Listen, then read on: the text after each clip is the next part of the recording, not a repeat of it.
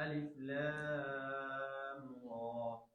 كتاب حكمت آياته ثم فصلت من لدن حكيم خبير. ألا تعبدوا إلا الله إنني لكم منه نذير وبشير. وأن استغفروا ربكم ثم توبوا إليه يمتعكم متاعا حسنا إلى أجل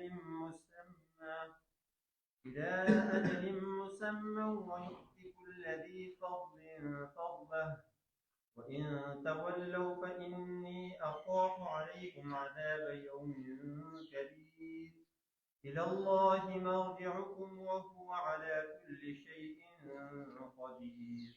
صدق الله العظيم. أعوذ بالله من الشيطان الرجيم. بسم الله الرحمن الرحيم. ألف لام را. كتاب أحكمت آياته ثم فصلت من لدن حكيم خبير. ألا تعبدوا إلا الله إنني لكم منه نذير وبشير. وأن استغفروا ربكم ثم توبوا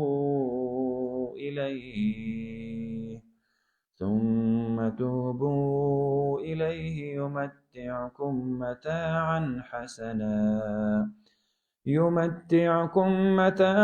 حسنا إلى أجل مسمى ويؤت كل ذي فضل فضله. وإن تولوا فإني أخاف عليكم عذاب يوم كبير. إلى الله مرجعكم وهو على كل شيء قدير. ألا إنهم يثنون صدورهم ليستخفوا منه ألا حين يستغشون ثيابهم يعلم ما يسرون وما يعلنون إنه عليم بذات الصدور.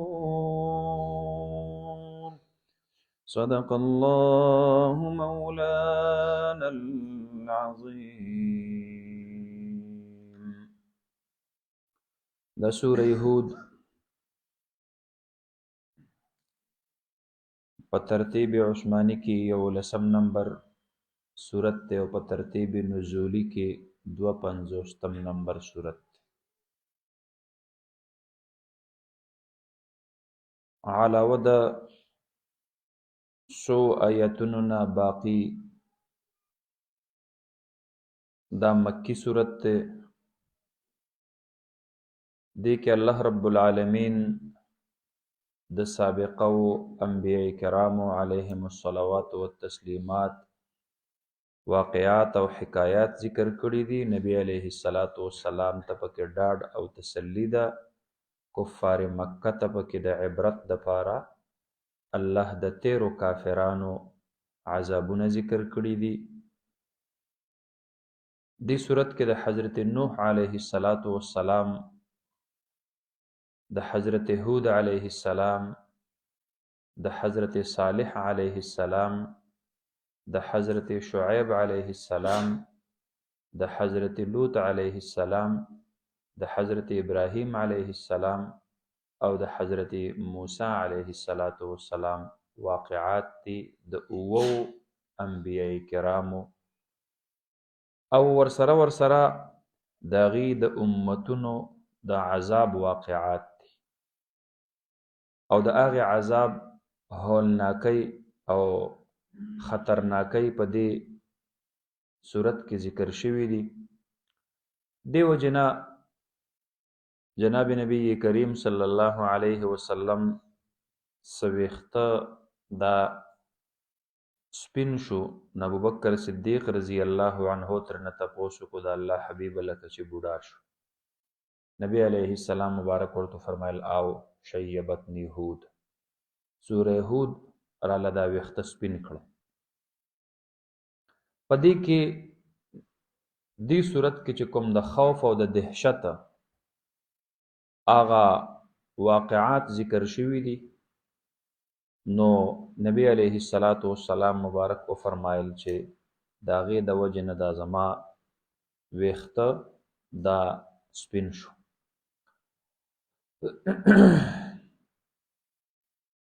د دې صورت درې موضوعات دي. نمبر 1 دعوت، نمبر 2 تفہیم، نمبر 3 تنبیہ. آغاز او ابتدا د دې صورت چې کیږي نو د ماقبل سره ربط واضح دی. د ماقبل صورت اخرنه آیت واتبع ما یوحى الیک واصبر حتى يحكم الله وهو خیر الحاکمین، اثبات د وحی او اتباع د قرآن. او د دې صورت په آغاز کې هم کتاب احکمت آیاته ثم فصلت من لدن حکیم خبیر، اثبات د وحی او تعارف د قرآن. دا د دواړو صورتونو ترمنځ مناسبت دا واضح ده. آغاز یې الله رب العالمین کوي الف لام را، الله اعلم بمراده بذلك، یا الف اعلى، لام لوامع، را رشد. الله رب العالمین د ټول صورت خلاصه په دې دریو حرفونو کې بیان کړله. د رشد او د هدایت د پاره د ټولو نه لوی رڼاګانې هغه په دې صورت کې ذکر شوي دي. کتاب احکمت آیاته، هذا کتاب، هذا به مقدر رو باشو نو دا به خبر شي د مبتدای مقدره د پاره، نو داسې بشي هذا کتاب، دا یو کتاب دی. تاسو مخکې یو ضابطه ویلې وه چې د کوم صورت په آغاز کې د کتاب ذکر راشي دغه صورت کې به د 13 کتابونو یا د 13 انبیاو حکایات دا به زیات ذکر کیږي. نو دقه شانتې ده د 9 انبیاء کرامو حکایات او واقعات چې هغه په 13 آسمانیو کتابونو کې هم شته ده، هغه په دې ځای کې ذکر شوي دي. کتابن تنوین دلته د تعظیم د پاره دی، دا ډېر لوی کتاب دی. احکمت آیاته چې د دې آیاتونه دا محکم شوي دي. عبدالله ابن عباس رضی الله عنهما فرمایي دا مضبوط کړي شوي دي، محفوظ کړي شوي دي، او دې کې خطره د تنسیخ دا ختمه شوې ده. جناب نبی کریم صلی الله علیه وسلم په ژوندانه باندې بعض آیتونه یا حکمونه الله منسوخ کړي دي. ما ننسخ من آیت او ننسها نأتی بخیر منها او مثلها. البته د هغوی د دنیا د رخصتېدلو نه وروستو دا کتاب د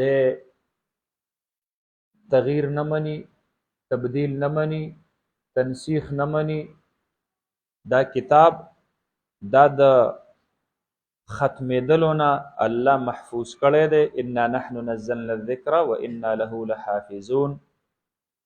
دا کتاب دا به تر ابده پورې په دغه خپل حال باندې قائم او برقرار وي. اصلها ثابت وفرعها في السماء. او يريدون ليطفئوا نور الله بافواههم والله متم نوره. دا د الله نور دی، هدى و نور مبین. او الله رب العالمین خپل نور فنا کوي نه، خپل نور به مزید پھیلاوي. نو کتاب احکمت آیاته د احکام نه دی، احکام مضبوطېدلو ته وایي، مضبوط کړي شوي دي آیاتونه د دې قرآن. یا احکمت د حکمت نه دی، د حکمت نه ډک کړي شوي دي، یو مرجوحه معنا ده. د قرآن کریم آیاتونه دا د حکمت نه ډک کړي شوي دي، لکه څنګه چې د مخکنی صورت په آغاز کې وویلی شو چې تلک آیات الکتاب الحکیم، دا غ حکمت والا کتاب دی. نو احکمت د حکمت نه ډک کړي شوي دي، یا احکمت مضبوط کړي شوي دي آیاته آیاتونه د دي. ثم فصلت، ثم د نفس اخبار د پاره هم کېدلی شي او د تراخی د پاره هم کېدلی شي. ثم فصلت، الله رب العالمین دا آیاتونه محکم هم کړل او ورسره په اقصات باندې په تفصیل سره، وضاحت سره، صورت صورت، عنوان عنوان، آیت آیت، دا الله جدا هم کړل. نو د هر یو حکم متعلق آیت الله ځان لکو، صورت الله ځان لکو. تاسو پوه شولې په خبره باندې که نه؟ نو دا ثم فصلت، تفصیل ویل کېږي، دا د فصل نه دی، یو څیز جدا جدا کول. دا الله رب العالمین جدا جدا کړل ډېر په قلاره باندې. 30 کاله د دې تدریجي مرحله دا الله رب العالمین ډیر په آرام آرام سره دا چې کم دی نو ګویا کې دا تفصیل سره دا بیان کړل. یا ثم دا د تراخی د پاره دی، خپل معنا یې ورکړې ده. نو معنا دا اول الله رب العالمین د قرآن کریم آیتونه دا نازل کړل، او ثم ان علینا بیانه، او بیا الله فرمایي چې اوس د دې مخې ته مزید وضاحت او تفصیل دا چې کم دی نو ګویا کې هم زمونږ ذمه داري ده. نو د بعضې آیتونه د هغې تفصیل الله په قرآن کې په خپله ذکر کو، تفسیر القرآن بالقرآن، لکه صراط الذین انعمت علیهم، دا یو آیت کریمه ده. نو د دې آیت کریمه تفسیر الله په قرآن کې په خپله ذکر کو. ثم فصلت په کوم ځای کې؟ اولئک الذین انعم الله علیهم من النبیین والصدیقین والشهداء والصالحین. منعم علیهم الله په خپله په قرآن کې ذکر کړل، تفسیر القرآن بالقرآن. او کله کله داسې چې د تفسیر القرآن بالحدیث، نبی علیه الصلاة والسلام په وحی غیر مطلوع سره من جانب الله د قرآن کریم د آیتونو سو کو تفسیر وکړو. وما ارسلنا من قبلك الا رجالا نوحي اليهم من اهل القرى فاسالوا اهل الذكر ان كنتم لا تعلمون. نو نبی علیه الصلاة والسلام په خپل داغه وضاحت وکړو. صحابه کرام، اهل لغت، د قرآن کریم د بعض لغاتو داغه تشریح مونږ وایو دا امام مجاهد دا فرمایي، امام قتاده دا فرمایي. تاسو پوه شولې په خبره باندې که نه؟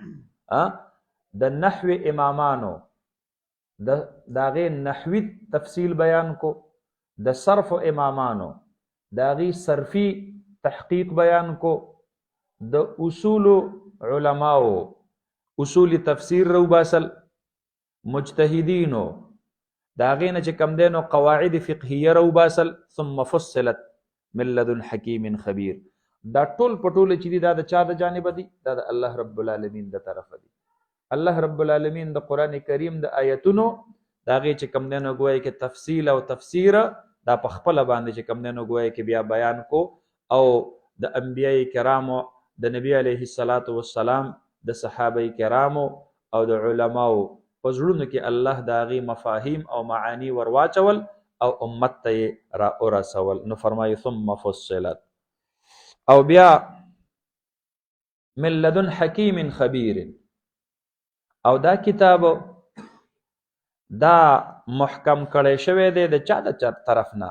دا د هغې ذات د طرف نه، حکیم چې ډېر حکمت والا دی، او خبیر ډېر خبردار دی. وهو الله، هغه څوک دی؟ هغه الله دی. او بیا فرمایي چې الله تعبدوا الا الله. پس سیز باندې د قرآن کریم دا آیاتونه محکم کړلی شو. د څه دپاره؟ د څه دپاره دا په تفصیل سره بیان کړلی شو؟ لئلا تعبدوا الا الله. د دې خبرې دپاره چې تاسو د الله نه علاوه د بل چا بندگی ونه کوئ، تاسو یو الله رب العالمین ته متوجی کی. نو د هغې دپاره د قرآن کریم آیتونه محکم کړلی شو او بیا په تفصیل سره بیان کړلی شو. تاسو پکې الله چاته محتاج کړي نه یئ. تاسو د ژوند په ټولو شعبو کې الله د دین رهنمایي تاسو ته در نصیب کړې ده. نو لئلا تعبدوا الا الله، دا د دې دپاره چې تاسو د الله نه علاوه د بل چا بندگی هغه ونه کوئ او تاسو هغې ته محتاج پاتې نشئ. تاسو پوه شولئ په خبره باندې؟ نو فرمایي اننی بېشکه مونږ چې یو لکم تاسو دپاره منه د جانبه د هغې الله نه، آغا منهو کې ضمیر من لدن حکیم خبیر ته چې کوم دی نو ګویا کې دا راجع دی. تاسو پوه شولئ په خبره باندې؟ نبی علیه السلام دا خپل امت ته فرمایي بېشکه مونږ چې یو لکم ستاسو دپاره منهو د جانبه د دقې الله رب العالمین د طرف نه نذیر، زه ستاسو دپاره د دقې الله د طرف نه نذیر یرونکی یما. چا لره؟ نذیر للکافرین بکفرهم، د دې د کفر د وجنه دا کافران یروما د څه شي نه؟ بالنار. زه یروم په چا سره؟ په جهنم سره، په دوزخ سره. وبشیر للمؤمنین، او زه خو زیری ورکوونکی ما مؤمنانو دپاره بالجنت. په چا سره؟ په جنت سره. د څه د وجنه؟ ځکه دوی عمل صالح کړی دی. نو پته ولګېدله چې ستاسو د دنیا د اعمال دا ضایع نه دي، دا هدر نه دي چې د دې به ستاسو نه څوک تپوس پوښتنه نه کوي، بلکې د دې جزا او سزا دا به دواړه تاسو ته چې کوم دی نو ګویا کې څه کېږي؟ دا به تاسو ته میلاویږي. نذیر هغه یرونکي ته ویل کېږي چې د ده مقصود د یرولو نه د مخاطب اصلاح وي، د مخاطب سره مینه وي. چې کله زمری را ولګي او په یو لاره تیریږي او څوک ویری، نو دغې یرولو ته انذار نه ویل کېږي. تاسو پوه شولئ په خبره باندې که نه؟ ځکه دا د دې مخاطب د ده د اصلاح په خاطر یا د ده سره د مینې د محبت په خاطر باندې انذار نه وي، تخویف نه وي، بلکې انذار چې کم دی نو هغې یرولو ته ویل کېږي چې په هغې کې د دقې مخاطب سره محبت مقصود وي. لکه پلار را ولګي او زوی باندې سپېړه اوچته کي، مور را ولګي او بچي ته وقارېږي، نو دا قار دا د دې بچي سره د دشمنۍ په خاطر نه دی بلکې دا د ده سره د محبت په خاطر باندې دی. ماشوم په روډ باندې روان دی او ګاډي په روډ باندې چلیږي او د ګاډو طرف ته چې کوم دی نو متوجه کېږي او په دقه وخت کې پلار ورته قار شي، مور ورته قار شي، نو دا په ده باندې یریږي، د ده سره مینه کوي او محبت کوي. د دې وجې نه ورته چې کوم دی نو ګویا کې دی یری. دې قسم یرولو ته څه ویلي کېږي؟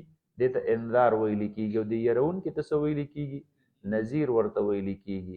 نبی علیه السلام چې دا امت د الله د عذاب نه یری، نو دا نه چې د دې امت سره دشمنی ده، بلکې دا چې په دې امت باندې خفه کېږي او د دې امت سره څه دی؟ محبت دی. نو دې وجې نه دې ته څه ویلي کېږي؟ دې ته نذیر ویلي کېږي. جناب نبی کریم صلی الله علیه وسلم مبارک فرمایي حدیث کې، تاسو به چې کوم دی نو ګویا کې ویلي چې ان مثلي ومثل ما بعثني الله كمثل رجل اتى قومه فقال اني رأيت الجيش بعيني واني انا النذير العريان. پوخا چې با کوم سړي چې کوم دی نو ګویا کې د علاقې خلق دا به د دشمن نه یرول، نو دا کمیس به وباسلو یا به ټولې کپړې لرې کړلې او دا به په لاسو کې داسې چې کوم دی نو ونیسلې او یو دنګ ځای ته به وختلو او چغه به یې کړله. نو دا به د خطرې چې کوم دی نو ګویا کې یو ګنټي وه، لکه څرنګه چې د ایمرجنسي په وخت کې دا دغه چې کوم دی نو د ایمرجنسي دا سایرن چې کله شروع شي، نو نبی علیه الصلاۃ والسلام مبارک فرمای وی زما مثال هم چې کم دی نو ګویا کې د هغه خلقو دی چې د دشمن لخر هغه په خپل سترګو وویني او راشي خپل قوم ته وی خلکو زه ګوره ستاسو دپاره بالکل بربند یرون کې یم د هغه په مانند باندې څنګه چې د هغه په هغې خبره کې شک نه وي دقه رنګې زما په دې خبره کې هم شک نشته دی یعنی زه په تاسو باندې راتلونکي عذاب په د خپلو سترګو باندې اینما نو فنجا نو ګوره ځان بچ کوي نو فاطاعه قوم نو حدیث مبارک کې راځي بعضې خلقو د ده په خبره باندې یقین وکړو نو فادلجو نو فانطلقوا على مهلتهم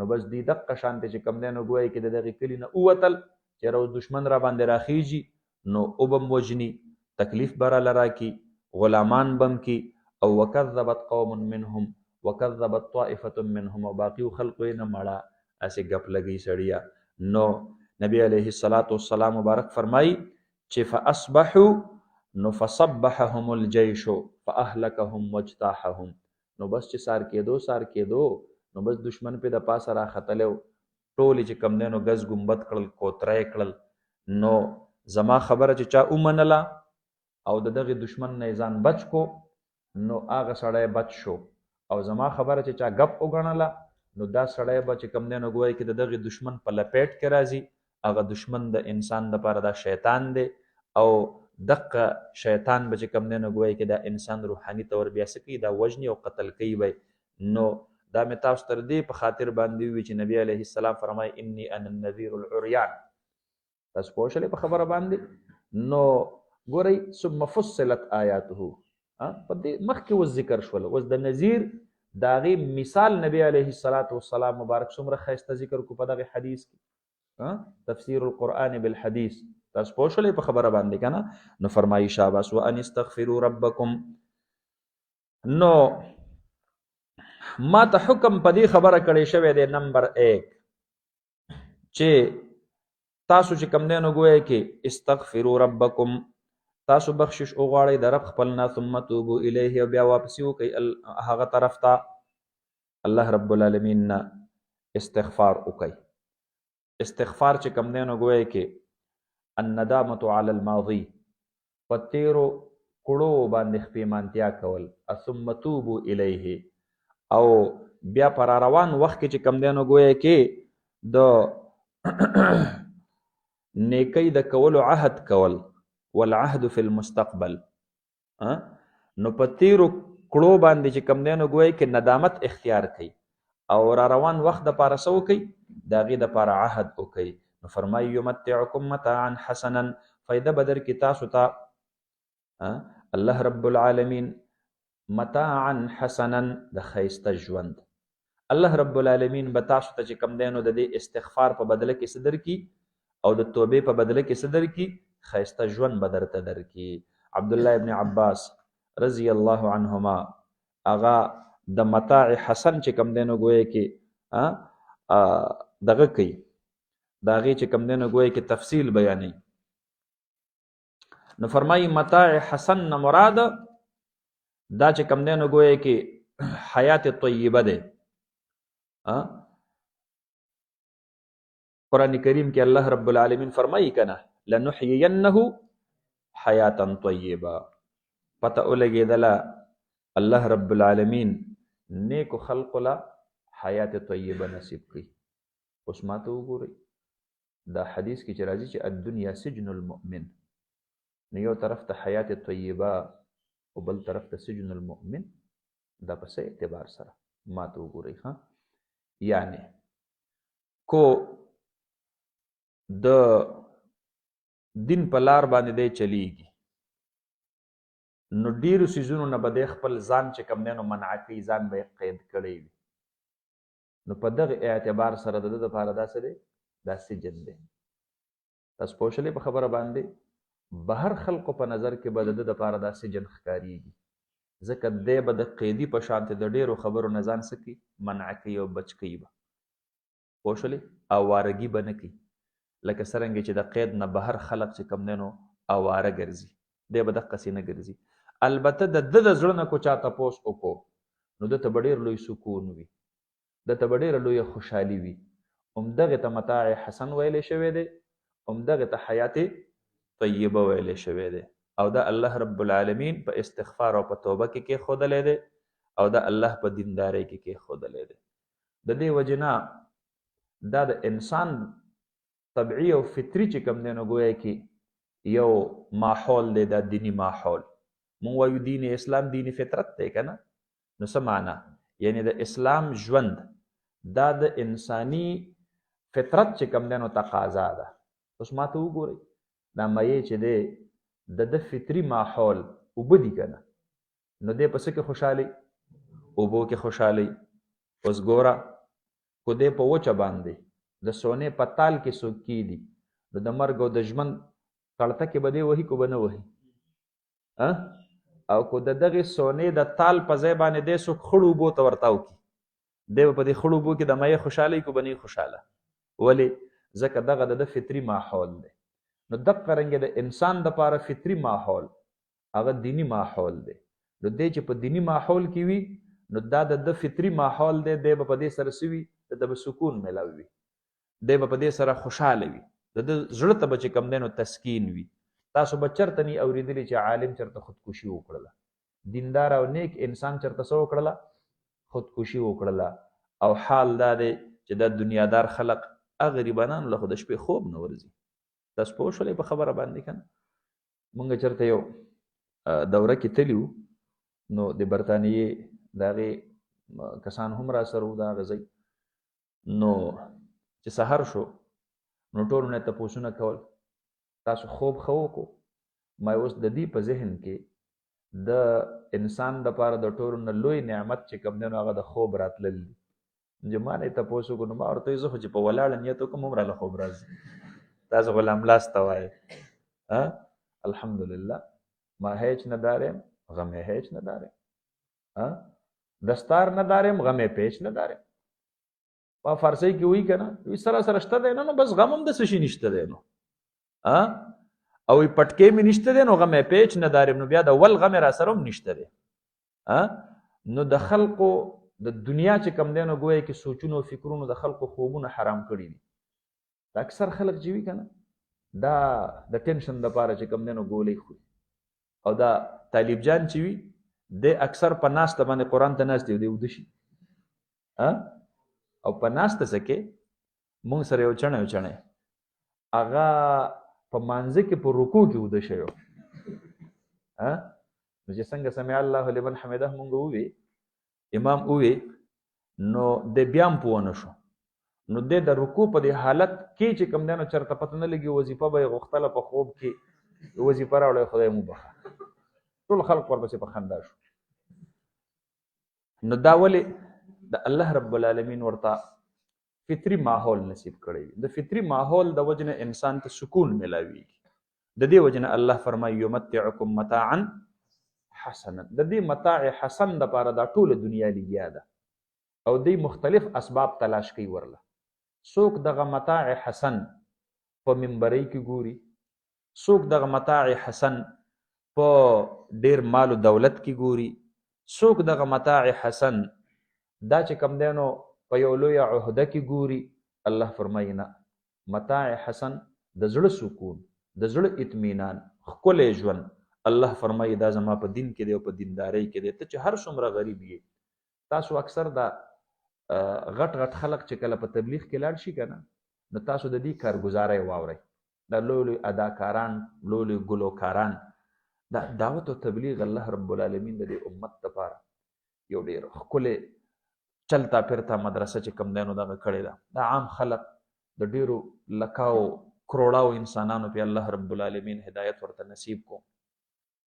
نو اکثر دا غټ خلق چې کله تبلیغ کې لاړ شي که نه دوی بیا خپله کارګزاري بیانوي. یاره وایي ما ته خو په خپله کمره کې په خپل کور کې لګژري بیډ لګېدلی دی او په ژمي کې راته هیټر لګېدلی، په اوړي کې راته اے سی لګېدلی، او بیا د سکون دپاره چې کوم دی نو معمولي غوندې میوزیک هم د خپل طبیعت مطابق چې کوم دی نو اورم، او بیا چې کله وده کېږم نو چېرته داسې د آرام ګولۍ ورسره هم وخورم، او د هغې باوجود چې کوم دی نو خوب نه راځي. اوې دلته چې په سیروزه کې لاړو بس نه لګژري بیډو ښه د بروزې د پاسم ساده طلایي وغوړوله او بالښت مو سر ته کېښودلو، داسې ښکلی ښایسته خوب راله راغی. د دې مثال د هغې ميي وي، ميي کوم ميی چې د سونې د تال نه ورکوز کړې او خړو اوبو ته یې ورتاو کړې، داسې خوشحاله حشاش بشاش شي په دې وړمبي ورتاوېدلو باندې یو ټوپ غوندې چې کوم دی نو ووهي د دې ډېرې خوشحالۍ د وجې نه. نو ګورئ دا دیني ماحول چې کوم دی که نه، الله دې مونږ او تاسو ته عمر بر دپاره نصیب وفرمایي. دا د سکون او د اطمینان ماحول دی، ټینشن فری لایف دی، بس د ټینشن نه آزاد زندگی دا الله رب العالمین د دیندارو خلقو ته چې کوم دی نو ګویا کې دا نصیب کوي. ښه نو متاع حسن چاته ویل کیږي؟ دا حیات طیبه ته ویل کیږي. ښه او دویم تفسیر د متاع حسن دا وسعت رزق شوی دی. ښه الله رب العالمین فرمایي چې زه به ورله څه ورکمه؟ فراخ رزق به ورله ورکم. دا سپوشلی په خبره باندې که نه، دا د دې آیت کریمه نه د دې متاع حسن دا ترجمه مونږ معلومو. ښه چې استغفروا ربکم انه کان غفارا. ګورئ د استغفار ثمرات ګورئ. ښه یرسل السماء علیکم مدرارا ويمددكم باموال وبنین ويجعل لكم جنات ويجعل لكم انهارا. دا ټول په ټوله د استغفار ثمرات دي. بس هم دقه د متاع حسن هغه تفصیل دی، کتاب احکمت آیاته ثم فصلت. بس ګوره اول الله قاعده کلیه ذکر کړله متاع حسن او بیا د متاع حسن الله تشریح په بل ځای کې بیان کړله هم د دغه استغفار په نتیجه کې. نو هغه چې کوم دی نو ګویا کې په دغه انداز کې الله رب العالمین ذکر کړله. او بعض علماء لیکلي دي چې متاع حسن دی ته ویل کیږي چې په موجوده رزق باندې قناعت کول او په مفقود رزق باندې غم نه خوړل، زړه نه خوړل. چې کوم در نه مفقود شو بس په هغې پسې زړه نه خوري، او چې کوم درته میلاو شو په هغې قناعت کې، دې ته څه ویلي کېږي؟ دې ته چې کوم دی نو ګویا کې متاع حسن ورته ویلي کېږي. نو بهرحال فرمایي ښه یمتعکم متاعا حسنا، نو در به کې الله رب العالمین تاسو دپاره فایده متاعا حسنا د هغې متاع حسن الى اجل مسمن تر یو نیټې متعینې پورې، مراد ترنه موت دی، الى اجل الموت، الى اجل مسمن الى اجل الموت. بس تر مرګ پورې بدرلا الله فرمای حیات طیبه درکما. نو دا خو حیات دنیویه دی کنه، نو رستو بیا چې کم دی نو ګویا کې سي نو ويؤتي كل ذي فضل فضله، وبیا باور کې الله رب العالمین هر خاوند قدر تا او خاوند اضافه تا اضافه ده هغه. نو سمعنا نو ذی فضل نه مراد چې کم دی نو ګویا کې خاوند عمل صالح دی. فضل نه مراد په دې ځای کې څه شی دی؟ عمل صالح دی. او جنت نه مراد دا فضل نه مراد جنت دی. نو معنا دا چې عمل صالح کوون کې تبه الله رب العالمین بیا په برزخی او په اخروی ژوند کې څه ورکي؟ جنت به ورته الله ورکي. نو درې واړه ژوندونه الله رب العالمین چې کوم دی نو ګویا کې بیان کړل په عاقبت کې. ښه د دنیا ژوند به مو حیات طیبه شي، د برزخ او د آخرت دواړه ژوندونه هغه به مو چې کوم دی نو ګویا کې د جنت جوړ شي. نو فرمایي چې ویؤتي کل ذي فضل فضله. فضل چې کوم دی نو ګویا کې سیوایي څیز ته ویل کېږي. ښه معنا دا چا چې په دنیا کې عمل صالح کړی دی او عمل صالح صرف او صرف د فرایض او د واجباتو پورې محدود نه دی ساتلی، سنن یې پکې ادا کړي دي، مستحبات یې پکې ادا کړي دي، نوافل یې پکې ادا کړي دي، نو دا ذوالفضل شو کنه. تاسو په خبره باندې ورسېدلی؟ د چونکې سوایي عبادت کړی دی نو الله رب العالمین هغه به ورله هم صرف د عبادت سله نه ورکوي. ویؤتي کل ذي فضل فضله. الله وی خنو زه هم داسې بې وفا نه یم، زه به ورله بیا سوایي څیز ورکمه. نو للذین احسنوا الحسنى وزیادة. الله فرمایي زه به درله پسې اضافي درکمه چې ته دومره چې کم دی نو ګویا کې تکړه کېږي نو زه به درله ورپسې اضافي بیا درکمه. تاسو پوه شولې په خبره باندې؟ یا دویمه ترجمه فضل نه مراد قدر دی. ښه قدردانی، چا چې زما د دین قدر وکړو، زما د نعمتونو قدر یې وکړو، د خپلې ځوانۍ قدر یې وکړو، د سترګو د نظر قدر یې وکړو، د ژبې د وینا قدر یې وکړو، د غوږونو د اورېدلو قدر یې وکړو، یا د لاسو د هغې د خپو او د زړه او د دماغو او د دې نعمتونو د دې قدر یې وکړو، قدرداني یې وکړله. نو الله فرمایي بیا زه هم چې کوم دی نو ګویا کې د چا هغه احسان چې کم دی نو داسې نه بوزم. نو ویؤتی کل ذی فضل فضله، جناب نبی کریم صلی الله علیه وسلم مبارک یو ورځ تشریف فرما دی. یو طرف ته ابوبکر صدیق ناست دی او بل طرف ته حضرت عمر فاروق رضی الله عنهما ناست دي. دا دواړه د نبی علیه السلام د ژوند ښه ملګري وو. تاسو پوه شئ په خبره باندې کنه. حضرت علی رضی الله عنه فرمایي وی نبی علیه السلام مبارک چې کم دی نو ګویا کې با اکثر دا فرمایل چې خرجت انا و ابو بکر و عمر، زه او ابو بکر او عمر مونږ چې کم دی نو ګویا کې راووتلو. جئت انا و ابو بکر و عمر، زه او ابو بکر او عمر مونږ چې کم دی نو فلانکي ځای ته لاړو. رجعت انا و ابو بکر و عمر، او زه او ابو بکر او عمر درې واړه چې کم دی نو مونږ د فلانکي ځای نه راوپس. اکثر به نبی علیه السلام چې کله خبره کوله د هغې نه به داسې اندازه معلومېدله چې دا دواړه د نبی علیه السلام د سفر او د حضر د دواړو ملګري وو. نو یوازې د سفر او د حضر د دنیا ملګري نه شو، بلکې قبرونه هم د نبی علیه السلام مبارک د قبر په احاطه کې نصیب شو. تاسو پوه شئ په خبره باندې کنه. دا د نبی علیه السلام مبارک ډېر خواږه ملګري وو، حضرت ابوبکر صدیق او حضرت عمر فاروق. تاسو پوه شئ په خبره باندې. نبی علیه السلام یو ورځ داسې تشریف فرما دی، حضرت عباس رضی الله عنه راښکاره شو. ابوبکر صدیق رضی الله عنه ورله د خپل ځای نه پاڅېدو، مخې له ورله ووتو او هغه ځای نه یې د ځان سره د لاس نه ونیسو، را روان یې کړو، را یې وستلو او د نبی علیه السلام مبارک سره د طلایې په هغه حصه باندې کېنو چې په کوم ځای باندې ابوبکر صدیق په خپله باندې ناست. نبی علیه السلام ډېر زیات خوشحاله شو. د دې خپل تره په قدردانۍ باندې د ابوبکر صدیق صاحب نه ډېر خوشحاله شو. یو جمله یې وفرمایله، ویې فرمایل اهل الفضل یعرف اهل الفضل. قدردان خلق چې کوم دی که نه دا قدردان پېژني. ابوبکر صدیق په خپله قدردان دی، نو زما د ترې څومره ډېره قدرداني وکړه. نبی علیه السلام د خپل تره سره دا خبره ډېره په مدم انداز کې شروع کړله. نو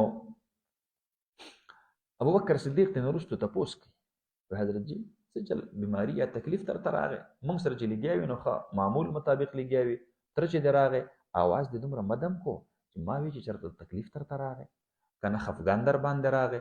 نبی علیه السلام ورته وفرمایل نه ابوبکر، چې کله زما دا سپین ږیری تره راښکاره شو، جبریل امین علیه السلام ما ته د الله د طرف نه پیغام راوړو. الله فرمایي زما محبوبه دا سپین ږیری ستا تره دی او تره په احترام کې په شانته د خپل پلار دی. د تره سره د داسې د قدر او د احترام په انداز خبرې وکړه لکه څرنګه چې د پلار سره د خبرو کولو د احترام چې کوم دی نو حکم دی. ولا تقل لهما اف وقل لهما قولا کریما. مور او پلار سره چې کوم د احترام انداز کې خبرې کوئ، تره سره به داسې د احترام په انداز کې خبرې وکړه.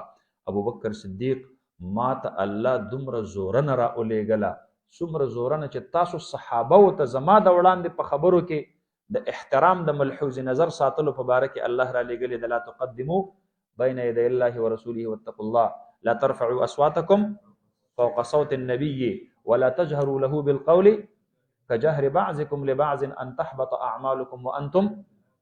زه په دې ویرېدم هسې نه کو د دې خپل تره سره زه د بې قدرۍ په انداز کې خبرې وکړم، الله مې چېرته اعمال صالحه ضایع نه کړي. تاسو پوه شولې په خبره باندې. دغه حدیث نه موږ ته د فضل یو بله ترجمه معلومه شوله، اهل الفضل يعرف اهل الفضل. قدردان خلق چې کم دی نو دا قدردان پیژني. نو ويؤتي كل ذي فضل فضله. الله هر قدردان ته د هغه قدردانی نصیب کی. تاسو پوه شئ په خبره باندې. څومره ښکلې ښایسته ترجمه ترې راغله. نو چې څوک قدردان وي د الله د نعمتونو نو الله فرمایي زه هم بې قدرانه یم، زه وله بیا قدرداني کوم. نو ويؤتي كل ذي فضل فضله وان تولوا فاني اخاف عليكم عذاب يوم كبير. او کو چرته وان تولوا وان تتولوا او کو تاسو چې کم دی نو اعراض وکړو، ځکه دا خطاب خو ټول مخاطبین چې کم دی نو ګویا کې خدا دی الله تعبدوا الا الله انني لكم منه نذير وبشير ان استغفروا ربكم ثم توبوا اليه يمتعكم متاعا حسنا. دا ټول نو مخاطبینو ته نبی علیه السلام فرمایي چې وان تولوا وان تتولوا کو چرته تاسو اعراض وکړو فاني اخاف عليكم نو پس بهشکه زه یریږم په تاسو باندې عذاب یوم کبیر، عذاب د هغې ورځې نه کبیر چې هغه ډېره لویه ده. لویوالی یا یې کمن دی یا کیفن دی. اولی کوي ورسره دا دواړه کمن لویواله ان یوما عند ربک كالف سنه مما تعدون تاسو پوه شئ په خبره باندې کنه یا دا او کان مقداره 50,000 سنه دا کمن لویواله دی د دې تاسو پوه شئ په خبره باندې کنه او کیفن د دې ورځې لویواله یا مراد چې کم دی نو ګویا کې د دې ورځې هغه کیفیت چې کم دی نو ډېر لوی دی ډېر خطرناک دی تاسو پوه شئ په خبره و یوم نسیر الجبال وترى الارض بارزه وحشرناهم فلم نغادر منهم احدا تاسو پوه شئ په خبره باندې کنه يوم يفر المرء من اخيه وامه وابيه وصاحبته وبنيه پدې کې د دې ورځې د دهشت هغه لویواله د یری د خوف هغه لویواله هغه پکې ذکر دی نو دا ورځ لوی ده کمن کیفن یا کمن او کیفن دواړه تاسو پوه شئ په خبره باندې نو فرمایي انی اخاف علیکم عذاب یوم کبیر الی الله مرجعکم خاص الله رب العالمین ته دا چې کم دی نو ګویا کې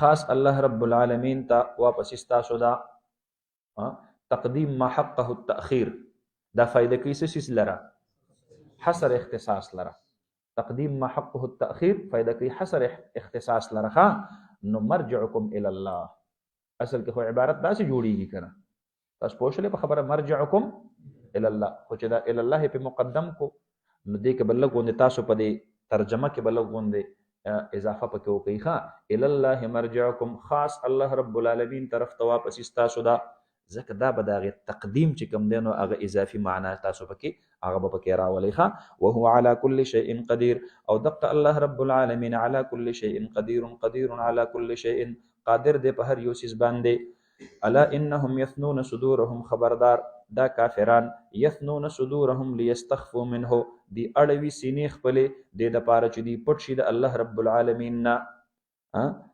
نو کله کله دوی چې کوم دی که نه په دې خپلو سینو کې داسې خبرې چې کوم دی نو ګویا کې د نبي علیه الصلاة والسلام په دشمنۍ کې دا د ځان سره پټې پټې ساتي نو الله رب العالمین فرمایي الا خبردار حین یستخشون ثیابهم کوم وخت کې چې دوی خپل ځان پټوي په د خپلو کپړو کې نو الله رب العالمین د هغه نه دوی څه پټولی شي یعلم ما یسرون وما یعلنون دوی کو په د خپلو سینو کې څه شی پټوي نو الله رب العالمین په هغې باندې هم علم لري او چې کوم څیزونه دوی ښکاره کوي الله په هغې باندې هم علم لري لہذا د دوی په سینو کې د پټو خبرو هغې چې کوم دی نو ګویا کې الله نه نشي پټولی بلکې الله ته هغه څه دي هغه ښکاره دي تاسو پوه شولې په خبره باندې یا د آیت کریمه نو د وړاندې تفسیر دا شو چې دا د اخنس ابن شریق غوندې خلقو متعلق چې کوم دی نو ګویا کې څه شوی دی د آیت کریمه دا نازل شوی دی عبدالله ابن عباس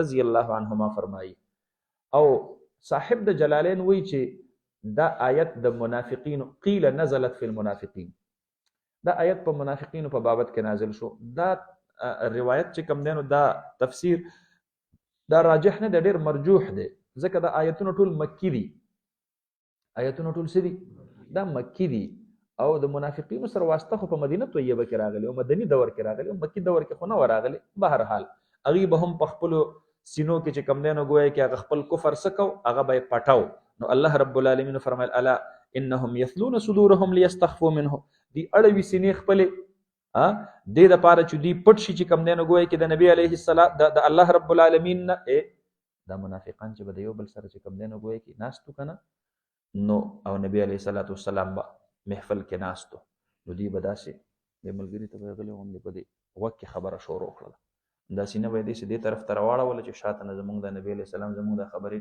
وانه وري نو یثنون صدورهم لیستخفوا منه دې دپاره چې دوی ځان د الله نه پټ کړي د الله نه د دوی خبره پټېدلی شي الا حین یستخشون ثیابهم کله کله به پکې داسې موکړل هلکه را دې خوا شو دا خبره درته کومه نو الله رب العالمین فرمایي حین یستخشون ثیابهم دوی ځان چې کوم دی نو په خپلو کپړو کې پټوي دی چې کوم دی نو ګویا کې ځان پټول غواړي یستغشون استغشاء باب استفعال، دی ځان پټول غواړي په خپلو کپړو کې، صادرو کې یو بل ته پټې پټې خبرې کوي.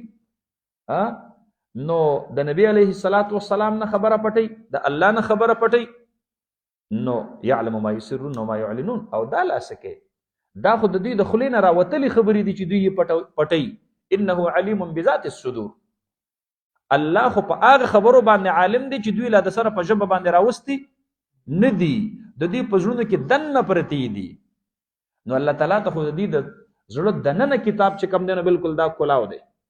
نو چې د دې د ژبې خبرې نو دوی چې هر څومره پټ کې نو د الله نه پټولې شي نه شي پټولې. تاسو په دې خبره باندې ورسېدلې.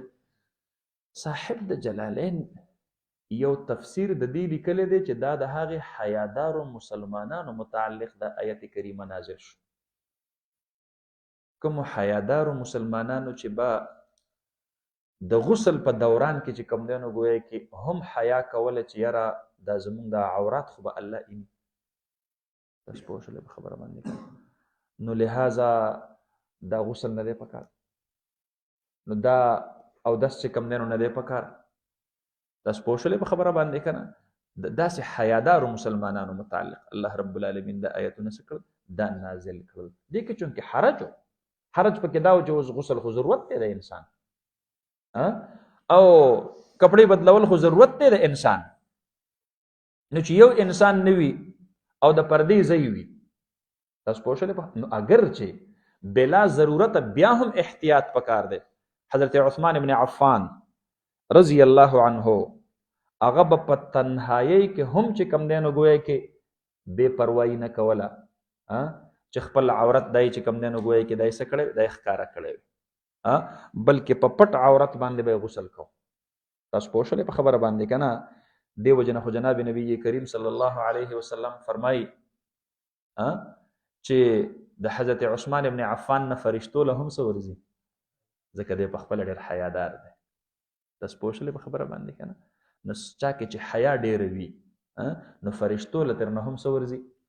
د حیا یو ډېر ښه صفت دی، الله دې موږ او تاسو ټولو ته نصیب کړي. او د حیا چې کله ختم شي نو بس اذا فاتك الحیا ففعل ما شئت، بس بیا تاسو پوه شئ په خبره باندې کنه. نو د دې وجه نه چې کوم دی نو ګویا کې حضرت عثمان په باره کې سره راځي و افضلهم حیاء عثمان. څنګه راغلی دی؟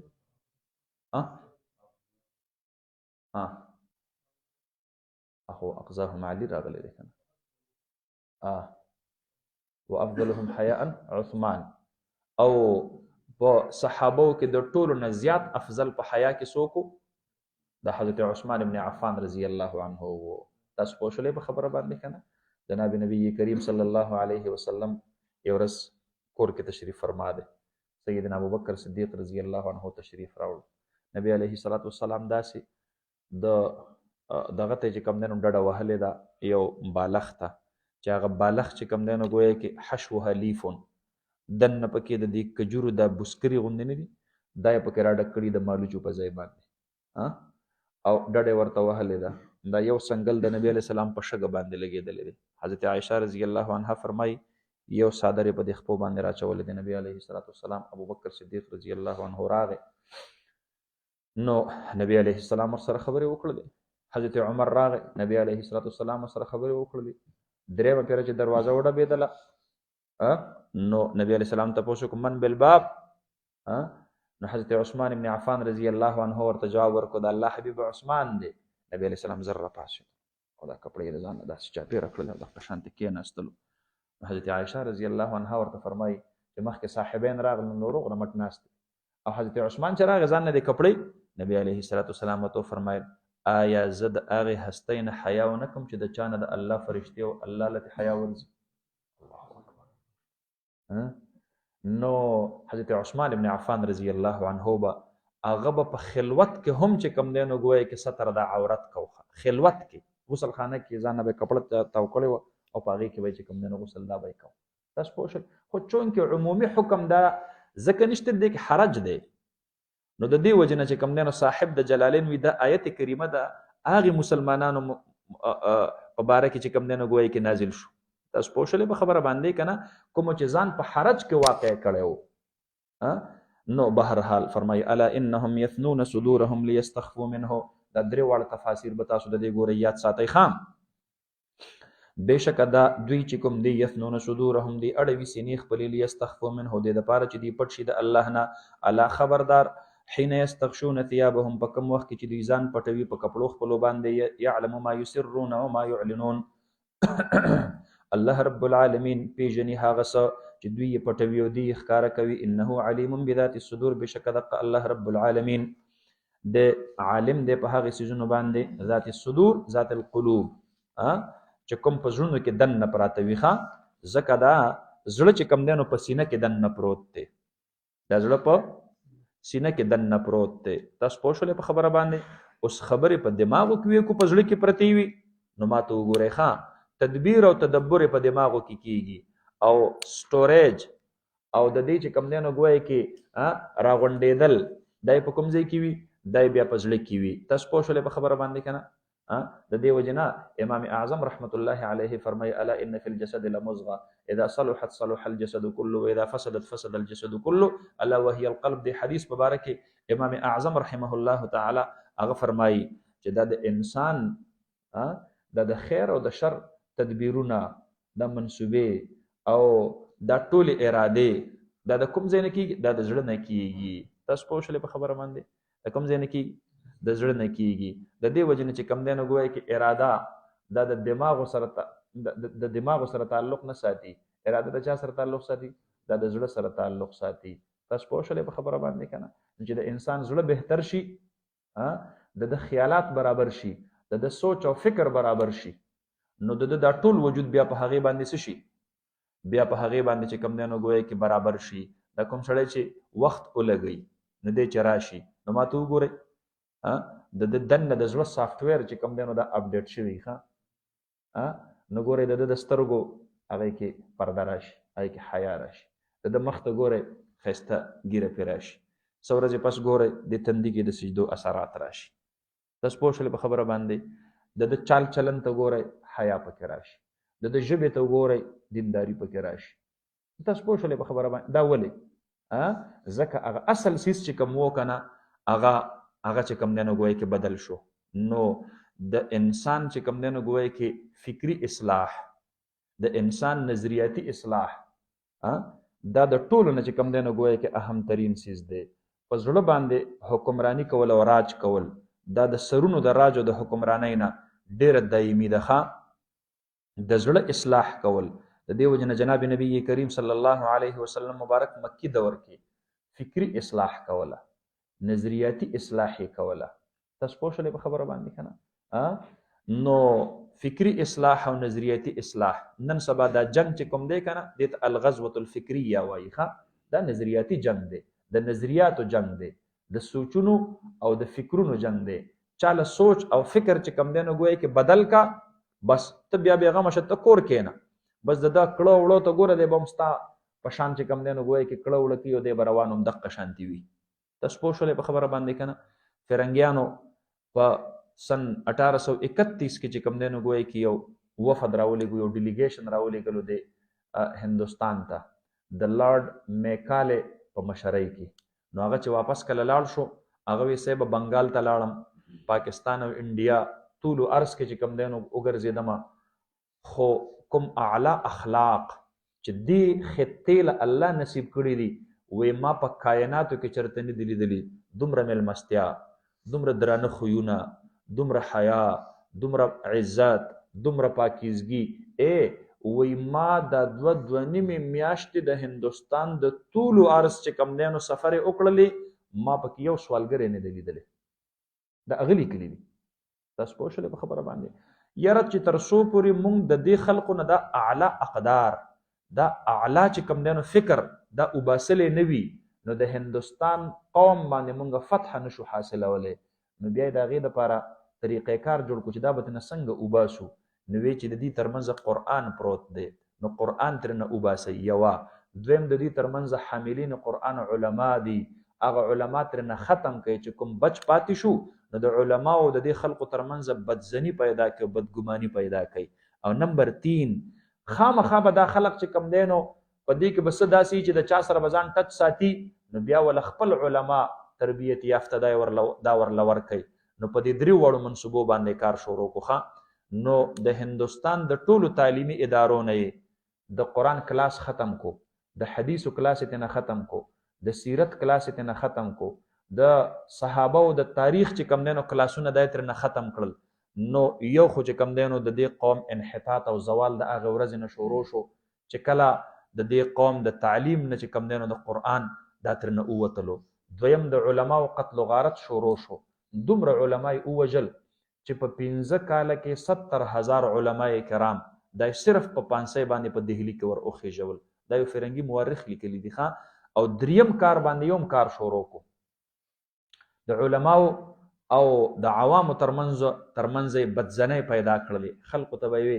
دا قدامت پسند دي دا مړ رستو راکاږي دا مړ د ځان د پاره سبق ته مدرسې وي د پاره د پیسې وي او جنت کې به زینې او په دوزخ کې به غسی وي او دا قسم خبرې دای پسې په علماو پسې مشهوري کړلې او سلورمه منصوبه باندې هم کار شروع کو خپل عالمان دای چې کم دنو ټرین کړل او پاغه کې مرزا غلام قادیانی دجال دا د ټولو نسره فهرست وو چې دا په سن 1880 کې چې کم دنو د ټریننګ شروع شو 1901 کې د ټریننګ پوره شو او په 1901 کې د نبوت داوا وکړه نو دا سلور سيزونه چې کم دنو اغي په دغه نظریاتي جنگ کې د اسلحه په تور باندې سکړی دي دا استعمال کړی دي تاسو پوهیږئ په خبره باندې خلک چې نن سبا د علماو د علم او د دې دینی فکر د دین لري تختی په دې ډېر لوی مهنت شوی دی هغه د دې لپاره لګیا دي او ډېر لوی خوارې مهنتونه دای ورل کړی دي ښا نو د دې وجنه چې کم دینو ګویا کې الله رب العالمین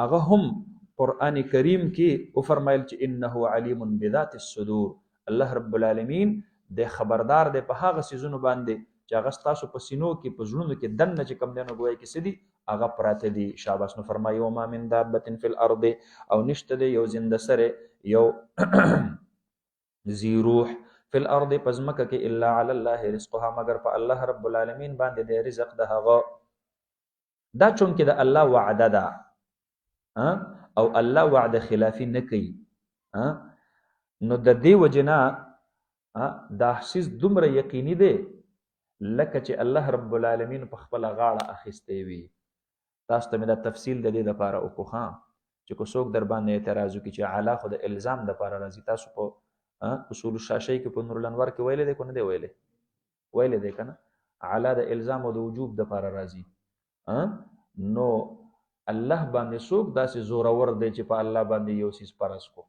الله خو مکلف نه دی د سره یو سیس خو په هغه چا واجب کیږي او فرض کیږي چې څوک سوي مکلف وي او پاس نه په یو شارع زورور قادر موجود وي چې هغه په یو سیس لاګو کی نو په الله باندې څوک زورور دی چې په الله باندې یو سیس شته کو نو دا علی الله دا علی چې راځي دا خو د الزام د لپاره راځي نو تاسو به د دې تشریح وایي چې چون کې دا د الله وعده ده او ان الله لا يخلف الميعاد او دا سیس دومره یقیني دی لکه چې دا الله په خپل غاړه باندې په خپل باندې اخیستې وي تاسو په شلې په خبره باندې نو دې کې به دا یو دا تصور د چا په ذهن کې را نشي چې بل یو ذات راغلی دی په الله باندې یو شی زو دای په لاګو کړی دی تاسو په دې خبره باندې ورسېدلې شاباس نو فرمایي او ما من دابه نو نشته دی یو زنده سره دابه ما يدب على الارض ار اغسیس چې هغه په مخ د ځمکه باندې ګرځي حضرت موسی علیه السلام هغه چې کم دینو ګویا کې په یو لار باندې روان دي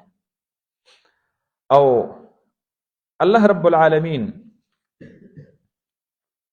ورته چې کم دینو ګویا کې فرمایي چې لاړ شه د دریاب غاړه لا د دریاب په غاړه باندې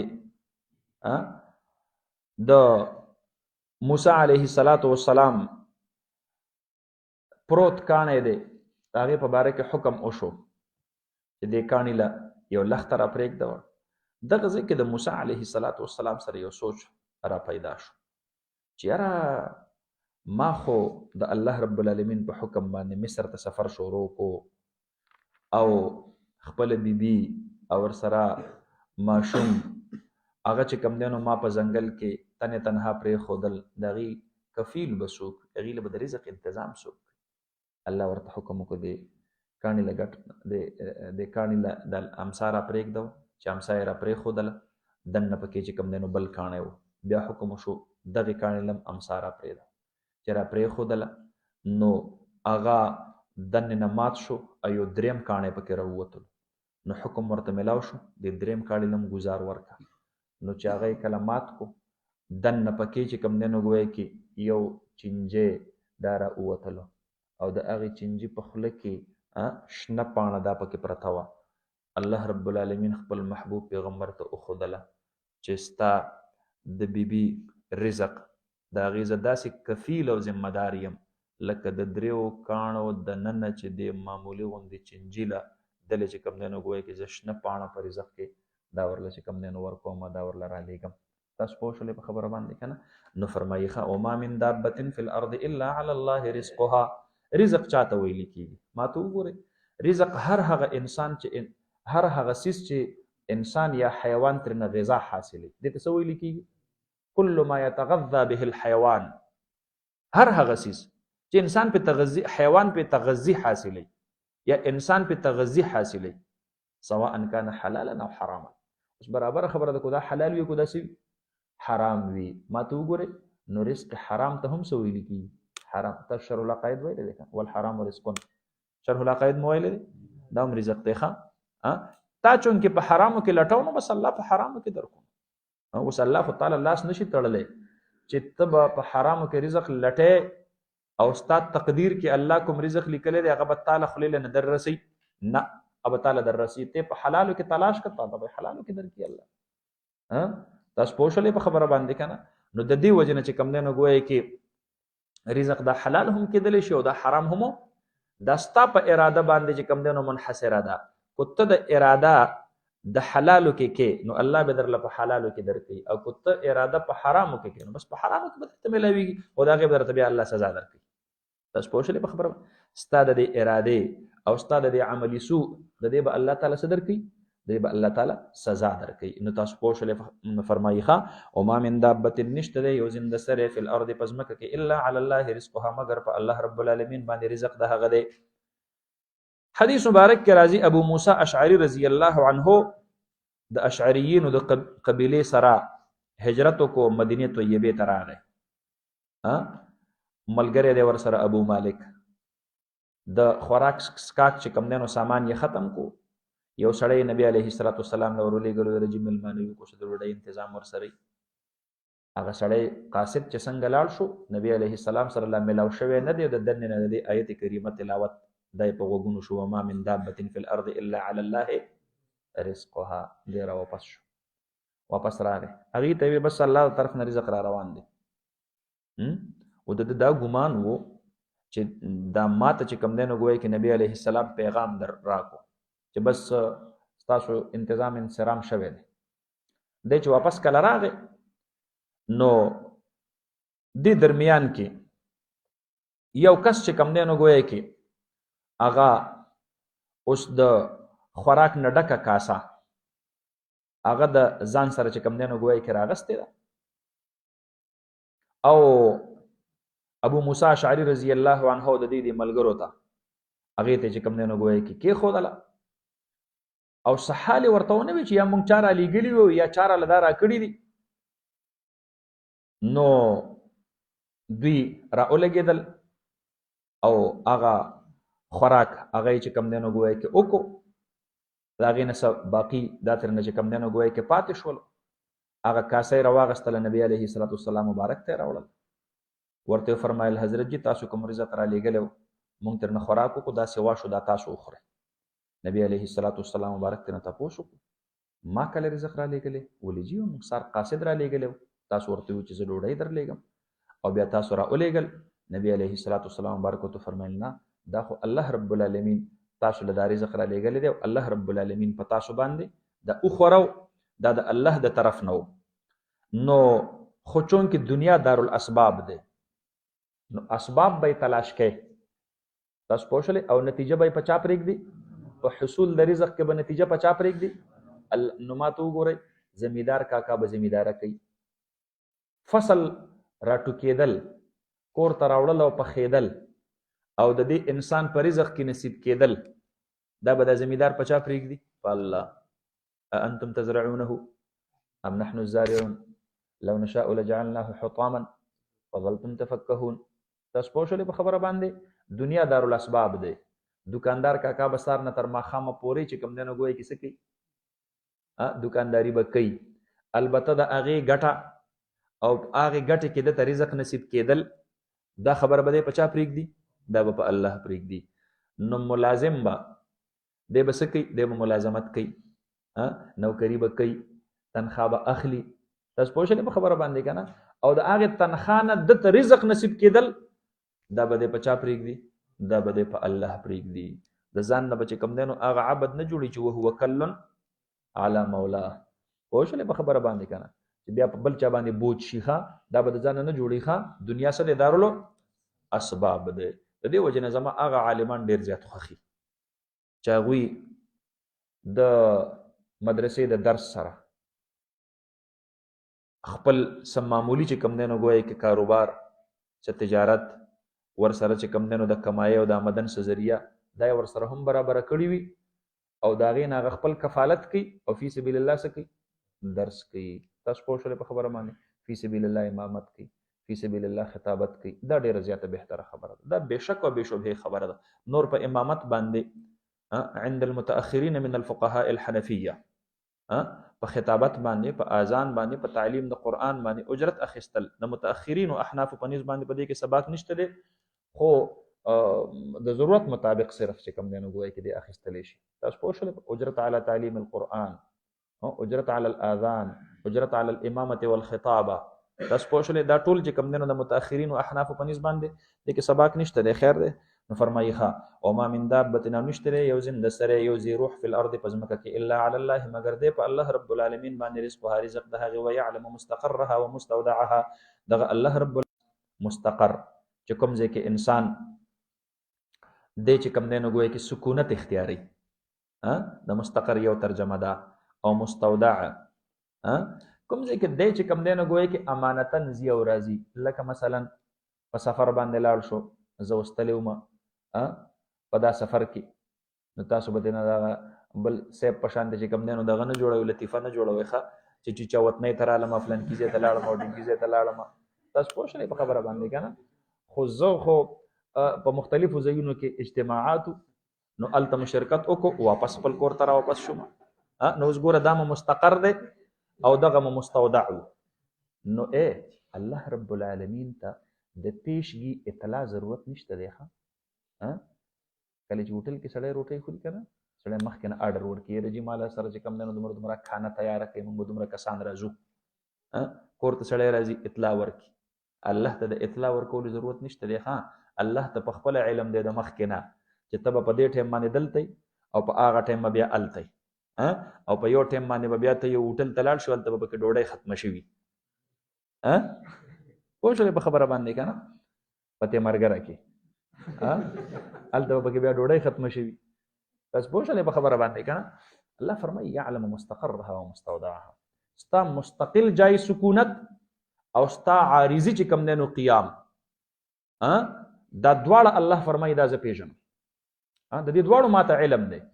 نو ستا په مستقل رهایشګاه کې چې کوم ستا رزق دی هغه الله مقرر کړی دی، او ستا د اسفارو د سفرونو دوران چې کوم رزق دی هغه الله مقرر کړی دی او الله ته د هغې علم دی.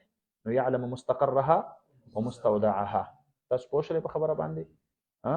د دغې نفس حضر او سفر د دواړو الله ته علم دی. مستقر او مستودع یو ترجمه ده. مستقر او مستودع دویمه ترجمه ده. مستقر نه مراد د دنیا ژوند، مستودع نه مراد د برزخ حالت. برزخ کې انسان چې کوم دی نو امانتن د آخرت په انتظار، د حشر په انتظار، د جنت او د دوزخ په انتظار، د حوض کوثر په انتظار، د پل صراط په انتظار. تاسو پوه شولې په خبره باندې که نه؟ لکه څرنګه چې دا سړی ته کراچۍ ته روان او په د لاره باندې یو انتظارګاه جوړه شوې ده، نو ته دې ته انتظار کې چې ورېږه بس راشي نو زه به پکې بیا کښېنم. د په هغې انتظارګاه کې ته ناست یې ځان له، نو دا ستا مستودع دی. تاسو پوه شولې په خبره باندې که نه؟ او چې چېرته روان یې هغه ستاسو دی مستقر دی. پوه شولې په خبره باندې که نه؟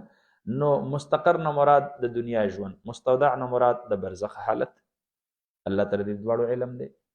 مستقر نه مراد د دنیا ژوند، شاباس. مستقر نه مراد د آخرت ژوند.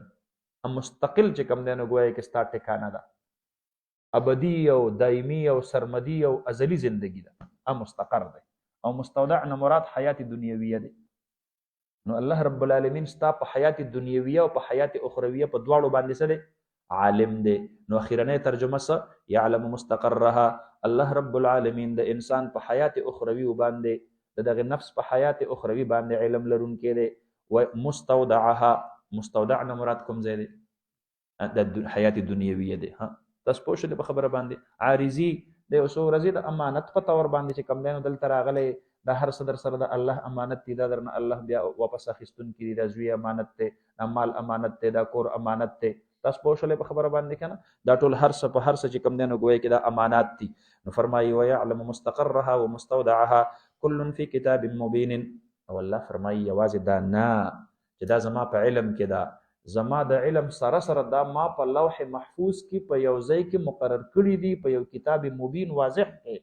دا مې چې کوم دی نو ګویا کې دا ما لیکلی هم دي، دا لیکلی شوی سیز هم دی، دا ستا تقدیر دی چې ستا په دنیا کې کوم رزق په کوم ځای کې لیکلی شوی دی، ستا په کور کې، ستا په سفر کې. الله فرمایي کل فی کتاب. ټینشن مه اخلي ښه، بس الله رب العالمین ستا تر مرګه پورې چې ستا څومره رزق دی دا الله تعالی چې کوم دی نو ګویا کې څه کړی دی؟ دا تعالی لیکلی دی. تاسو پوه شولې په خبره باندې؟ اوس کو په تاسو باندې څوک اعتراض وکړي چې چې د هر څیز رزق چې کوم دی نو د الله سره دی او الله ته معلوم دی او دا تقدیر کې لیکلی شوی دی، نو دا بعضې خلق یا دا بعضې څاروي یا دا بعضې حشرات دا چې د لوږې د لاسه مري، لکه نن سبا په فلسطین کې، نو د دې رزق خو الله مقرر کړی دی، نو بیا د لوږې د لاسه مري ولې؟ تاسو په دې خبره باندې پوه نه شولې؟ تاسو پوه شولې په خبره باندې که نه؟ نو فرمایي چې دا خو الله دا رزق لیکلی دی، الله په غاړه باندې دا رزق دی، خو الی اجل مسمى، تر یو وخت متعینه پورې. بیا به اسباب د مرګ انسان ته راځي. نو اسباب د مرګ چې راځي نو هغه لوږه هم کېدلی شي، هغه اکسیډنټ هم کېدلی شي، هغه هارټ اټیک هم کېدلی شي، هغه طبعي مرګ هم کېدلی شي. هلکه تاسو په خبره باندې پوهیږئ؟ نو دا دغه لوږه الله رب العالمین د ده دپاره در اصل سبب د مرګ لیکلی و. پوه شولې په خبره باندې که نه؟ لکه څرنګې چې کله کله د انسان دپاره سبب د مرګ بیماري الله لیکلی وي، کله کله سبب د مرګ د انسان دپاره ټریفک حادثه الله لیکلی وي. تاسو پوه شولې په خبره باندې که نه؟ نور د ده رزق هم تر دقه وخت پورې و او هغه الله لیکلی دی او هغه به ورله الله ورکوي. وروستو د ده ژوند نشته دی، نو چې ژوند دې نشته دی نو په الله باندې رزق شته؟ تاسو په دې خبره ونه رسېدلی؟ په دې خبره تاسو ورسېدلی؟ شاباس. نو دې باندې ځان پوه کوئ. نو فرمایي وهو الذي، الله رب العالمین هغه ذات دی، خلق السماوات چې پیدا کړي دي اسمانونه، علوي کائنات، والارض او ځمکه سفلي کائنات. علوي کائنات، علوي کائنات ډېر وسیع دي د سفلي کائناتونه. تاسو ویلي دي چې یو نور 10 لاک ګونه لوی دی د ځمکې په نسبت باندې. او بیا چې دا نوې نوې کهکشاګانې کومې پیدا شوي دي او 8 ارب نوري سال په فاصله کې هغه د ځمکې نه واقع دي، نو هغه علوي کائنات بس هغه خو ډېر زیات دي. نو فرمایي خلق السماوات پیدا کړي دي اسمانونه، والارض او ځمکه، فی 6 ایام په مقدار د 6 ورځو کې. په مقدار د 100 ورځو کې؟ د 6 ورځو کې. خلق الارض فی یومین. تاسو پوه شولې په خبره؟ فقضاهن 7 سماوات فی یومین. نو اوس ګوره ځمکه الله رب العالمین په 2 ورځو کې را پیدا کړله، او دقه رنګې چې کوم دی نو ګویا کې بیا د ځمکې د پاسه غرونه، د ځمکې د پاسه سمندرونه، د ځمکې د پاسه بوټي، د ځمکې د پاسه دا نور چې کوم ضروریات او لوازمات دي، نو دې باندې الله 4 ورځې واغستلې. حالانکې دا کائنات ډېر واړه دي، دا سفلي کائنات په نسبت سره چاته؟ علوي کائناتو ته. ما ته وګورئ دا ځکه دا نقطه ولیکئ ښه، 4 ورځې الله په دې واخیستلې په دې سفلي کائناتو باندې. دا ولې؟ ځکه دا مخدوم دي. دا څه دي؟ مخدوم دي. او په علوي کائناتو باندې فقضاهن 7 سماوات فی یومین. لوی نور 10 لاک ګونه د ځمکې نه لوی، د هغې سمیت 7 سیارات، سبع سماوات دا غي سمیت چې کم دینو دا هر څه کهکشاګان او دا فضا او دا خلا او دا فلان او دا فلان او دا فلان دا الله په دوه ورځو کې ولی دا خادمین دي. څه دي؟ خادمین دي. زمکه باندې به انسان ژوند کوي، زمکه الله د انسان د ژوند لپاره را لېږلې ده، او دا علوي کائنات دا الله رب العالمین د انسان د خدمت لپاره را لېږلي دي. نو خادم په نسبت باندې مخدوم چې کم دی نو ډېر د اهمیت وړ وي. د دې وجه نه الله رب العالمین زمکې ته چې کم دی نو ټایم ډېر ورکړلو. تاسو پوه شولې په خبره باندې که نه؟ هر چاته د هغه د قدر و منزلت مناسب چې کم دی نو وخت ورکول پکار وي. انزل الناس منازلهم د رتبې مطابق هر چاله چې کم دی نو دغه ورکول پکار وي. نو سفلي کائنات چونکې مخدوم دي او علوي کائنات خادم دي، د دې وجه نه په سفلي کائناتو باندې به انسان پاتې کیږي. تاسو پوه شولې په خبره باندې؟ د الله او دا د اتوار د ورځې نن تاسو وایئ چې ورځ خو په هغه ورځ په هغه وخت کې د سره ونه، مونږ خو اندازه د ورځو چې کم دی نو ګویا کې وایو د اتوار د ورځې نه د دې آغاز الله کړو په جمعه باندې ختم کو. تاسو پوه شولې په خبره باندې که نه؟ اتوار د ورځې نه په جمعه باندې څه کو؟ ختم کو. په هفته کې 9 ورځې 6 ورځې الله رب العالمین د دې کائناتو چې کم دی نو ګویا کې په تکوین باندې الله واخیستلې. نو تاسو ته ما وجم ویلې وخا دا خو په یو کلمې د کن سره الله جوړولی شو. دا پکې انسانانو ته الله رب العالمین چې کم دی نو تعلیم او تربیت ورکوي ښه چې څنګه ما د کائناتو ارتقاء تدریجي کړې ده، داسې تاسو د خپل ژوند د تکوینیاتو ارتقاء هم څه کوئ؟ تدریجي به کوئ. ښه شاباس. نو فرمایي خلق السماوات والارض في 6 ايام وكان عرشه على الماء. و عرش د الله رب العالمین په اوبو باندې، عرش د الله دا په اوبو باندې و. ما ته وګوره دینه معلومه دا شوله چې دا اوبه دا د زمکې او د اسمانونو نه مخکې الله پیدا کړی وي. دا اوبه دا د زمکې او د اسمانونو نه الله مخکې پیدا کړی وي، او په دې کائناتو کې صرف او صرف څه شی و؟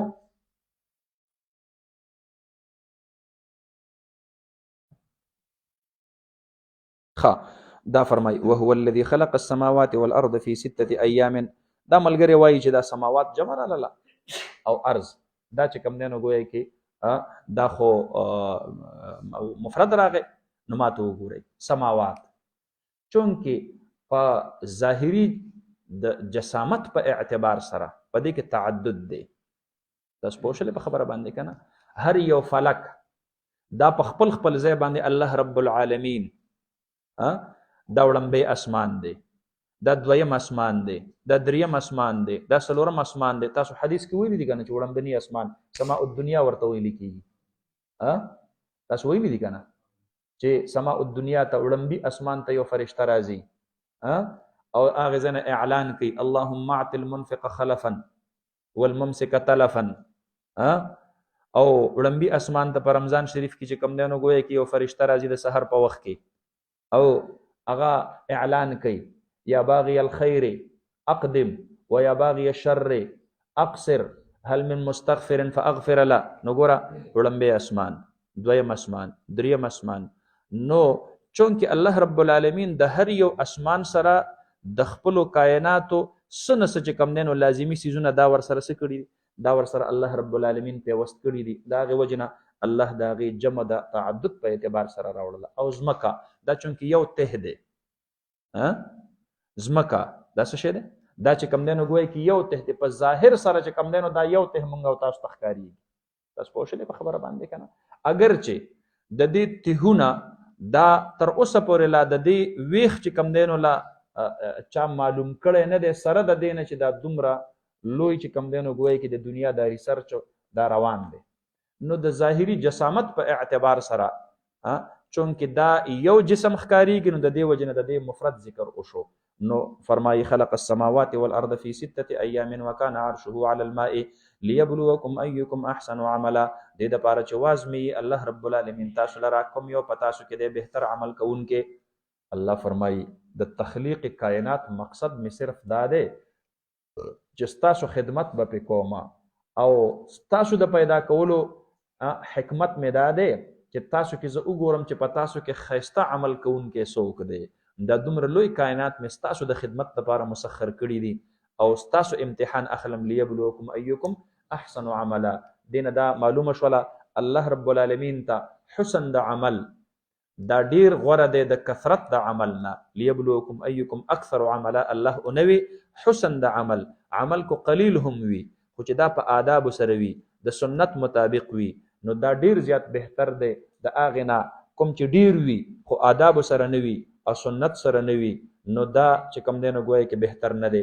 نیت چې پکې خالص وي نو کو لږ عمل هم وي دا د هغې ډیر عمل نه بهتر دی کوم کې چې نیت خالص نه وي. نو فرمایي لیبلوکم ایکم احسن عملا.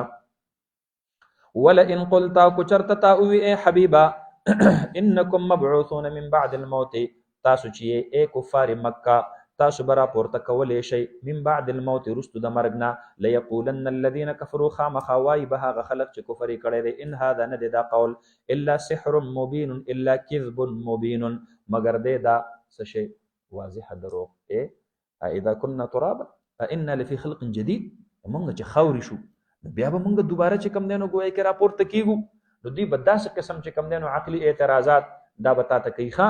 نو فرمایي ولئن اخرنا عنهم العذاب کو چرته موږ رستو کړلو د دغې کافرانو نه عذاب الى امة معدودة الى مدة معلومة امة الى مدة معدودة شمار معلومة چې یو څیز د شمار شنو هغه معلومي کنه بې شمیره نه معلومیږي د شمار څیز څه کیږي معلومیږي. تاسو پوه شئ په خبره باندې معدود د عد نه دی عدد ومنه العدد شمار ته ویل کیږي وان تعدوا نعمت الله لا تحصوها تاسو شمار دا تاسو نشه شمار له معدوده د شمار. نو فرمایي الى امه معدوده او کو چرته تر نیټه متعین پوري او ماتو ګره هغه صدا هغه د دې د مرګ پوري دا د دې د مرګ پوري کو د دینه د اجتماعي عذاب مؤخر کو نو فرمایي ليقولن ما يحبسه نو خامخوایبا دقه کافر ليقولن ليقولن او ليقولن په دې کې وګوره تاسو په ترجمه کې فرق کوي ښه نو ليقولن خامخ په تاکید سره بوای دقه کس سبوي ما يحبسه اي شيء قد حبس العذاب یاره دا عذاب څه چیز منع کړی دی ولې ناراضي تاسو پوه شئ په خبره باندې کنه دوی به دا اعتراض کوي الا خبردار یوم یاتیهم لیس مصروفا عنهم په هغه ورځ باندې چې راتللو کې دا عذاب دوی ته لیس مصروفا عنهم نبوي اړولې شوی د دوی نه دا عذاب به بیا څوک اړولې نشي د دوی نه چې یو پیره د الله فیصله راغلا او عذاب په دوی باندې مسلط شو باس لیس مصروفا عنهم وحاق بهم وحاتبو کې په دوی باندې ما هغه عذاب کانو چې ودی به په هغې سره یستهزئون ټوقې کوونکي او مسخره کوونکي. اوس ګوره الا یوم یاتیهم لیقولن هلته ټول د مضارع صیغې وي او دلته حاق د ماضي صیغه استعمال شوله یوم یاتیهم چې په کوم ورځ باندې دوی ته دا عذاب راشي نو الله فرمایي چې حاق بهم نو دلته هم چې کوم دی نو ګویا کې په کار ده چې د مضارع صیغه استعمال شوی وي نو د دې نه تعبیر په ماضي سره وشو کأنه قد وقع تعبیر په ماضي سره دا کله کله د هغې څیز نه کېږي دا څیز داسې یقیني دی لکه چې اړو بس دا واقع شوی وي دا خبره دقه شانتې شوي وي ځکه ماضي کې خو هغه کار چې کوم کار شوی وي نو د هغې لپاره ماضي استعمالیږي کنه نو الله فرمایي دا داسې یقیني ده چې د دوی نه به چې کوم دی نو ګویا کې دا خپل استهزاء دا به د دوی نه احاطه کړي دا خبره داسې یقیني ده کأنه قد وقع فی الماضي لکه چې اړو بس دا شوې ده خبره دا ډن ده دا شوې ده. نو فرمایي ولئن اذقنا الانسان منا رحمة او کو چرته مونږ وسکو انسان ته د جانب خپل نه رحمت مخکې تاسو چې کوم دی نو ګویا کې د هغې غټول انواع ویلي دي ثم نزعناها منه بیا مونږ راوباسو دق رحمت لرا منه د دې انسان نه انه لیئوس کفور نو دی دا انسان خامخا نا امیدي کوونکی او ناشکري کوونکی یأس چاته ویل کېږي نا امیدۍ ته ویل کېږي. ولئن اذقناه کو چرته مونږ راوباسو او کو چرته مونږ اوسکو په دې انسان باندې نعماء راحت خپل بعد ضراء مسته رستو راغې تکلیف نه چې د ته رسېدلی وي لیقولن نو خامخا دی په تاکید سره وایي ذهب السیئات عني لاړل هغه خطاګانې زمانه خفګانونه زمانه بس دی بیا چې کوم دی نو څه وایي یاره بیا را باندې نه راځي د دوباره راتللو نه دی ځان چې کوم دی نو ګویا کې بری وګڼي حالان کې داسې نه ده کو الله در باندې یو پیره تکلیف راوستی نو بیا در باندې هم راوستی شي نو ځان به داسې چې کوم دی نو ګویا کې دغه دا به ته نه ګڼې ښه شاباس. نو فرمایي انه لفرح فخور، بشک دا انسان لفرح د خامخه د حد نه سوا خوشحالي کوونکی دی. فرح دا چې کوم دی نو ګویا کې هغه خوشحالۍ ته ویل کېږي. تاسو پوه شولې په خبره باندې که نه؟ کومې خوشحالۍ کې چې انسان چې کوم دی نو د الله شکر یې کړي او د کې تکبر پیدا شي، هغې ته څه ویل کېږي؟ فرح ویل کېږي. تاسو پوه شولې؟ ولا تفرحو.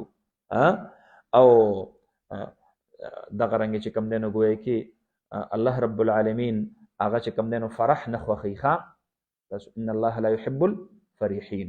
تاسو پوه شولې په خبره باندې که نه؟ نو ګوره د کومې خوشحالۍ سره چې د الله شکر یېر شي نو هغه خوشحالي مناوول هغه مذموم دي، او د کومې خوشحالۍ سره چې د الله شکر ملګری وي، تاسو پوه شولې په خبره باندې که نه؟ نو هغه خوشحالي ممدوح ده. فرحین بما آتاهم الله من فضله فبذلك فليفرحوا فبذلك فليفرحوا. نو ګوره یو فرح ده، یو ځای کې مدح راغلی ده او بل ځای کې ذم راغلی دی. نو تاسو به سره دا یو قید ولګوئ چې د کوم یو فرح د خوشحالۍ په نتیجه کې د الله شکر هیر شي نو هغه مذمومه ده. انه لفرح فخور ان الله لا يحب الفرحین. او چې د کومې خوشحالۍ په نتیجه کې د الله شکر ادا شي نو هغه بیا څه ده؟ ممدوحه ده. فرحین بما آتاهم الله من فضله. شکر به دې ادا کوي. الحمدلله الذي اذهب عنا الحزن. تاسو پوه شولې په خبره باندې که نه؟ دا ټول نو فرمایي انه لفرح فصالحات او نیک عملونه کړي دي. اولئک دغه خلق لهم مغفرة دې دپاره بخشش دی، واجر کبیر اجر لوی دی. فلعلک تارک بعد ما یوحى الیک، نو شاید چې ته ای حبیبه تارک پرې ښودونکی بعض ما یوحى الیک، بعض تبلیغ د بعض هغه آیتونو چې تا ته وحی کولی کېږي. نو زما حبیبه اسې نه کو به تقاضای بشري چرته د دې کافرانو د پروپیګنډو نه دومره خفه نشي چې ته د الله د دین دعوت پرېږدې، داسې چرته ونه کې نو لعلک شاید چې ته به تقاضای بشري. کله کله انسان داسې شي که نه؟ تاسو پوه شولې په خبره باندې که نه؟ انسان کله کله به تقاضای بشري دا داسې شي چې بالکل ناامیدۍ طرف ته لاړ شي. ادې وي یاره بس ورکې کا. تاسو پوه شولې په خبره باندې که نه؟ دعات او مبلغین به چرته هم د خپل کار نه مایوسه کېږي نه، دا به ناامیده کېږي نه. ته خپل کار کوه، ستا اجر په الله باندې شته. ته د الله د دین خدمت کې د اجر دپاره او بس تا اجر به تا ته میلاویږي. نور څه کې؟ اوس کو ته وایې چې نه خامخا دې د خلق زما خبره واوري نو دا خو نبی علیه الصلاة والسلام ته الله فرمایي چې انک لا تهدي. دا خو ستا کار نه دی. اوس هدایت ورکول خو ستا کار نه دی. ستا کار خو صرف او صرف چې کوم دی نو ما علینا الا البلاغ. ستا کار خو صرف بلغ ما انزل الیک دی. ستا کار دعوت رسول دی. ته به د دعوت نه مایوسه کېږي نه. د تبلیغ والا لاړ شي، خواران غریبانان چې کوم دی نو 3 ورځې په جومات کې تیري او ټول داسې کوټه وي چې یو سړی ورسره چې کوم دی نو سې روزې ته تیار نشي، شبي جمعې ته هم تیار نشي، بیان ته ورلم څوک نه کینی، پنجاب کې ورله بسترې بار ورتاوي کی په ګټو باندې اوولي، جوماتونو نه وباسي. هغې وایي نه مونږ خو دې دپاره تلي چې بس مونږ له الله اجر راکړي، مونږ له به الله اجر راکوي. تاسو پوه شولې؟ نو د دین دعات چې کوم دي که نه دا به مایوسه کېږي نه.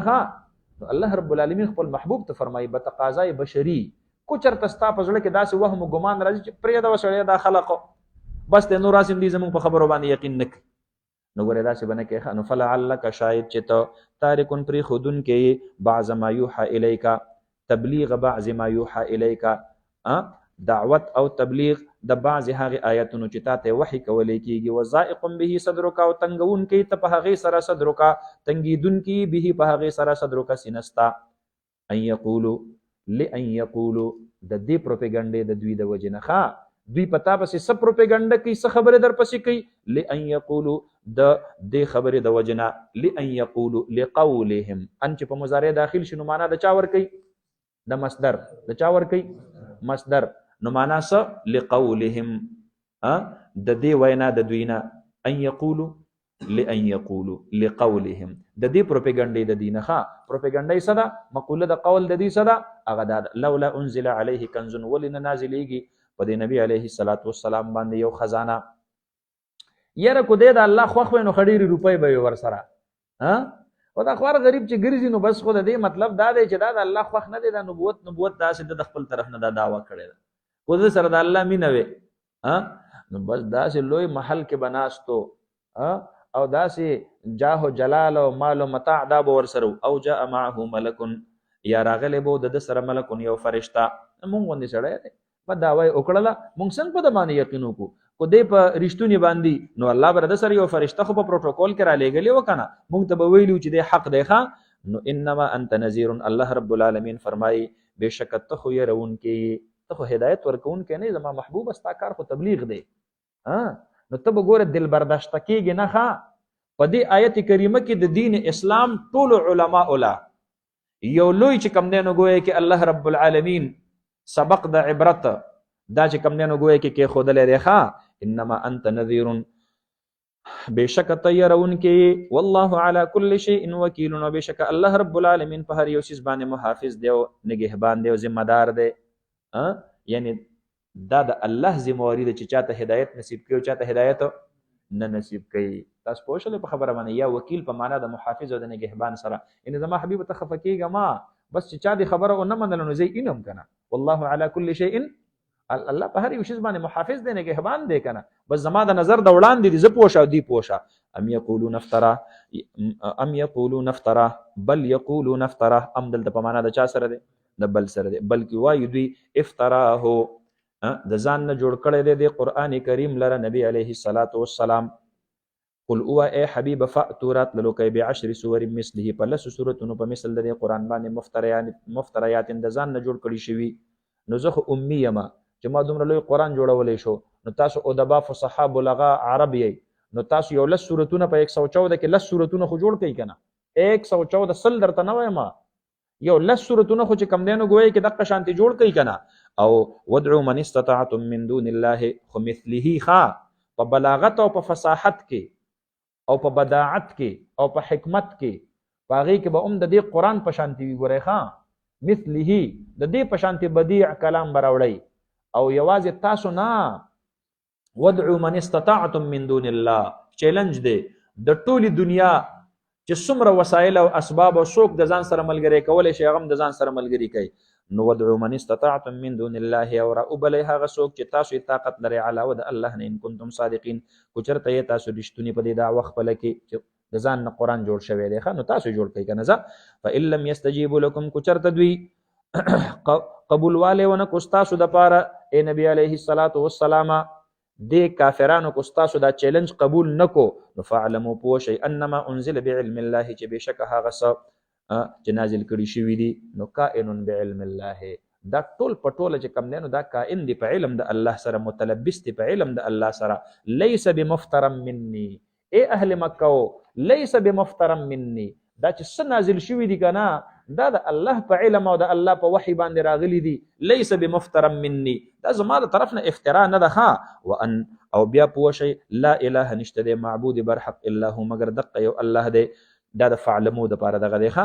فهل انتم مسلمون، نو پس آیا تاسو یې اسلام راوړونکي اطاعت کوونکي سر ټیټونکي. اوس چې کم دی نو منئ اکو اوس هم نه منئ. من کان یرید الحیات الدنیا، هغه څوک چې غواړي ژوند د دنیا وزینتها ښایست د دنیا، نوفي الیهم اعمالهم، پوره پوره ورکو مونږ هغوی ته اعمالهم جزاء اعمالهم، بدله د اعمالو د دوی. نو دې نه مراد چې کم دی نو ګویا کې یا هغه کافران دي، کومو کافرانو چې به وي چې مونږ خو د حاجیانو خدمت کوو، نو الله ورته آیتونه نازل کړل چې اجعلتم سقایة الحاج وعمارة المسجد الحرام کمن آمن بالله والیوم الاخر. نو کوئ که نه نیک کارونه چې ایمان عمر سره نه وي نو د نیک کارونو خو هېڅ فایده نشته دی. د بعضې نیک کارونو فایده مونږ په دنیا کې ورکوو، لکه مثلا څوک چې صله رحمي کوي الله ول رزق کې فراخي راولي، څوک چې د مور پلار قدر کوي اگر کو د کافر وي د ته الله باعزته زندگی نصیب کوي، څوک چې د سپینګیري قدر کوي د ته الله باعزته بڑاپا نصیب کوي. تاسو په خبره پوهیږئ د بعض اعمال صالحه او فایده به درله الله دنیا کې درکړي خو په آخرت کې هم څه شته دی نه.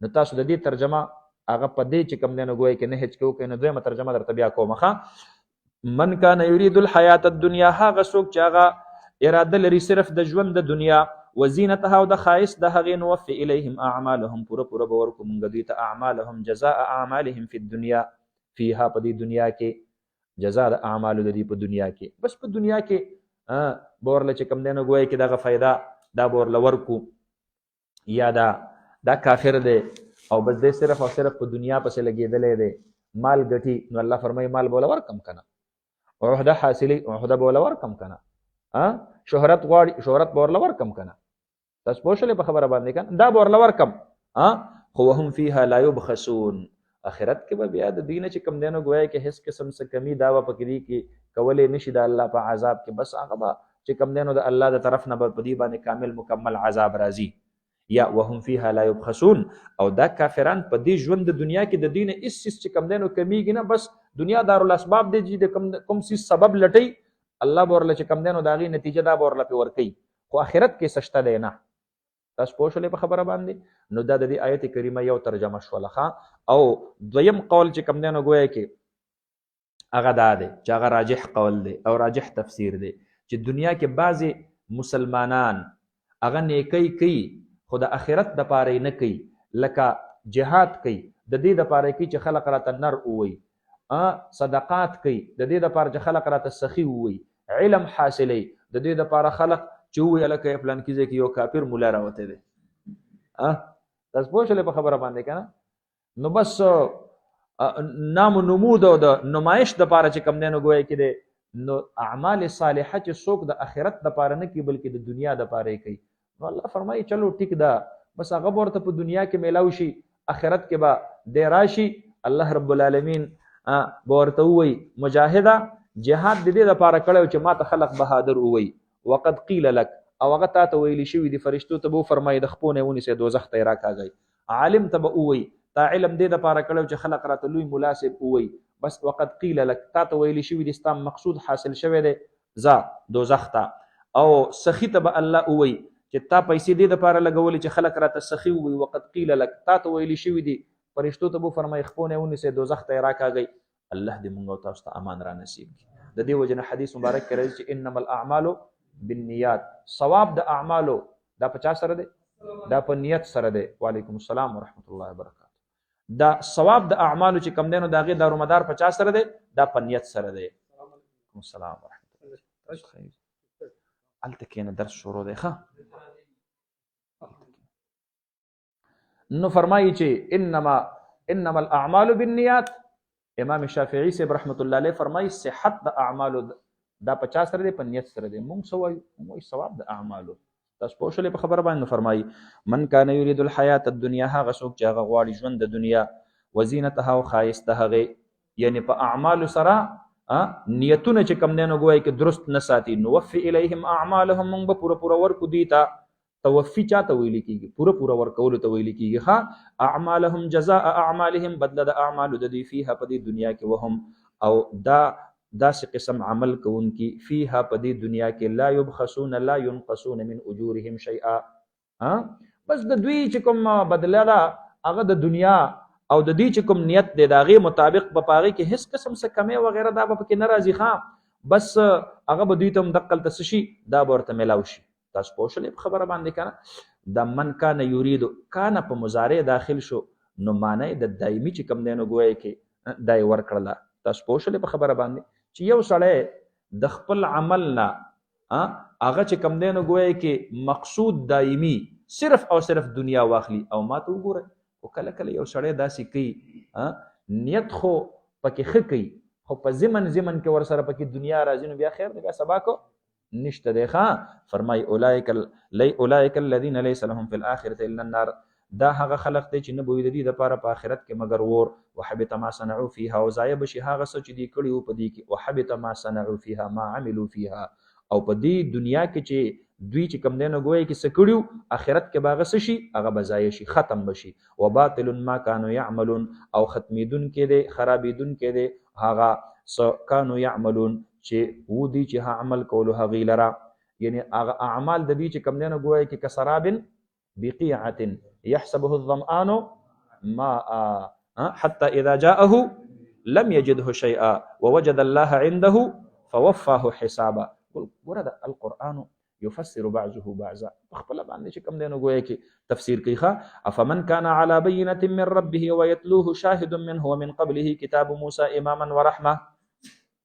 الله رب العالمین فرمایي یاره اوس چې دا کم مؤمن چې د خپل باندې چې کوم دینو ګویا کې په یو دلیل سره خپل ژوند یې روان کړی دی، د قرآن نه رهنمایي اخلي او شاته ورپسې چې کوم دینو ګویا کې آسماني کتابونو تصدیق هم حاصل دی، نو ما ته وګورئ چې یو سړی خپل عقل هم شته دی او په لاره باندې هم سیده روان دی او رڼا ورسره هم شته دی او د شاته نه ورته هم ډېر مضبوط تأیید او حمایت دا ورته هم حاصل دی. تاسو په دې خبره باندې ورسېدلی؟ نو دا سړی د هغې کس په شانتې کېدلی شي چې کوم په غلطه لار روان دی، په تیاره کې روان دی، په شا باندې هیڅ تکیه نشته دی او هیڅ اعتماد نشته دی. دا دواړه مسافر یو شان کېدلی شي؟ کلا وحاشا لله، دا دواړه یو شان کېدلی د نشي. نو فرمایي افمن کانا، آیا هغه مؤمن چې وي هغه علی بینة په یو واضح دلیل باندې من ربه د جانب د رب خپلنا ویتلوه شاهد دی په واضح دلیل باندې وي، عقل کامل ورله الله ورکړی وي، په سیده لار روان وي. ویتلوه شاهد منه ورپسې وي شاهد یو گواه منه د جانب د الله نه د قرآن پسې چې کوم دی نو ګویا کې ور روان وي. ومن قبله کتاب موسی، نو په د پسې شاته چې کوم دی نو ګویا کې د قرآن د هغې هغه رڼا وي. ومن قبله کتاب موسی، وړاندې د ده نه کتاب د موسی علیه السلام وي، تورات اماما ورحمتا، داسې کتاب د موسی علیه السلام چې هغه امام وي، امام لارښودونکي ته ویل کېږي، د ته لاره ښایي، ورحمتا او رحمتي. نو اولئک یؤمنون به، نو دا مؤمنان. نو اوس ګوره افمن کان علی بینة من ربه، نو کمن کفر، آیا دا مؤمن د کافر په شانته کېدلی شي؟ استفهام انکاری دی ښه، نه دا نشي کېدلی ښه. تاسو پوه شولئ په خبره باندې که نه؟ نو افمن کان مؤمنا کمن کان فاسقا، تاسو پوه شولئ په خبره باندې؟ لا یستوون، د دې آیت تأیید به تاسو په بل آیت سره ولیکئ، نو تاسو ته به د دې آیت دا ترجمه دا به درته ډېره اسانه شي. افمن کان مؤمنا کمن کان فاسقا لا یستوون. شاباس. فرمایي ښه اولئک یؤمنون به، دا خلق دی ایمان راوړونکي دي په دې قرآن باندې. ومن یکفر به من الاحزاب، او هغه څوک چې انکار وکړي په دې قرآن سره، من الاحزاب د مختلفو ډلو نه، د مختلفو جماعتونو نه. د قرآن منکرین بس صرف یوه ډله نه وي ښه، تاسو په دې خبره باندې ورسېدلی؟ د قرآن منکرین ډلې دا به صرف ځان لوي، یهودیان به ځان لوي، په مؤمنانو کې به باطلې بعضې داسې فرقې وي لکه قادیانیان شو، هغه به چې کوم دی نو ځان لوي. تاسو پوه شولئ په خبره باندې؟ نو فالنار موعده، پس ور ځای د وعدې د دې د ټکانه د دوی ده. فلا تک فی مریة منه، پس ته مه کېږه ای نبي علیه السلام په شک کې منه د دې قرآن نه، انه الحق، دا قرآن حق دی، من ربک د جانب د رب ستانه، ولکن اکثر الناس، لیکن اکثر د خلقونه لا یؤمنون، دی ایمان نه راوړي. ومن ازلم، څوک دی ډېر ظلم کوونکی، ممن د هغه چانه افترا علی الله کذبا، چې هغه جوړ کړی وي په الله رب العالمین باندې دروغ. لا احد ازلم، نه د دنه بل څوک ظالم نشته دی، د ټولو نه لوی ظالم دا دی چې په الله باندې دروغ جوړ کړي.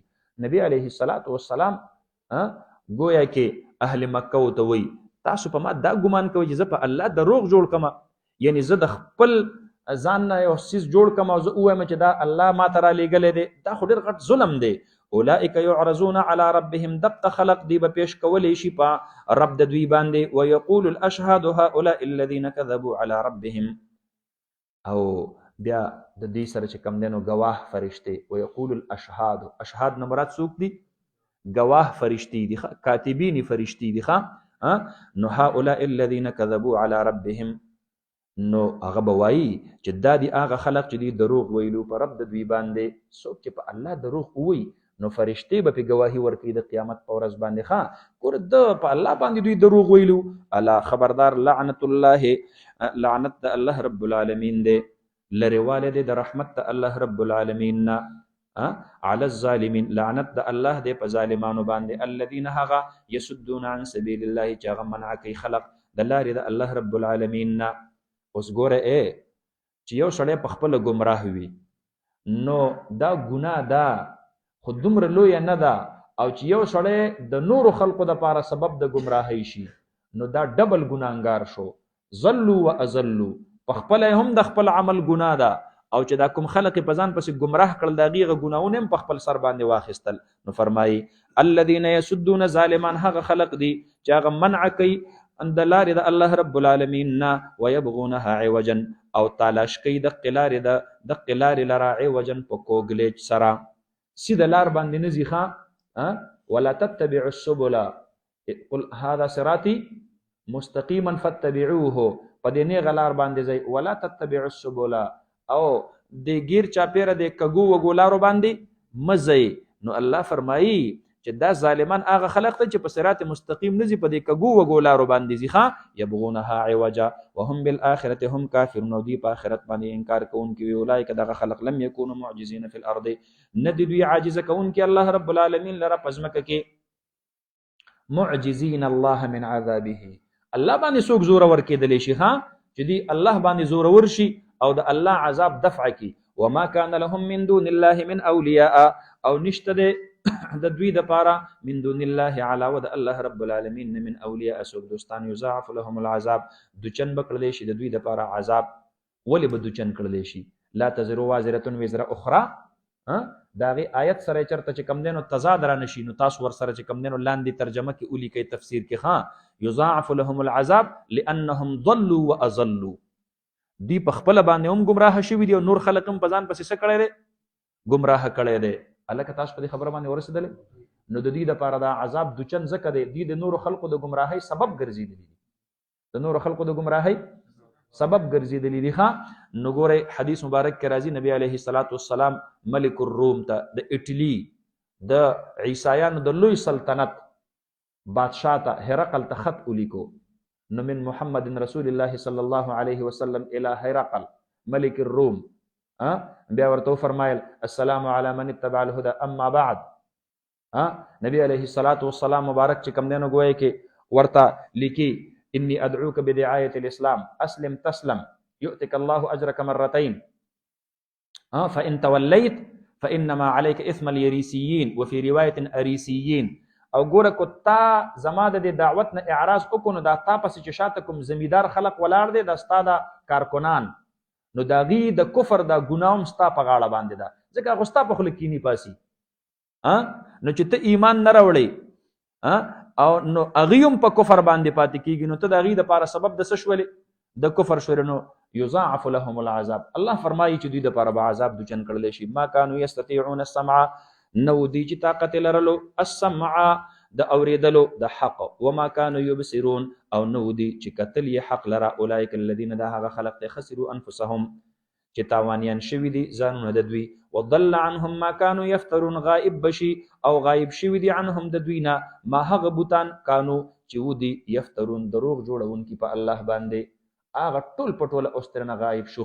یو خبل خو به ګوري نه به ورله بت شفاعت تره تیار وي نه به بل څوک. لا جرم انهم فی الاخرة هم الاخسرون، لا جرم قطعا ویقینا وجزما، لا جرم قطعا ویقینا وجزما، او بشکا لا جرم انهم فی الاخرة، بشکا انهم فی الاخرة، دا کافران په آخرت کې هم الاخسرون، دی تاوانی کیدونکي دي.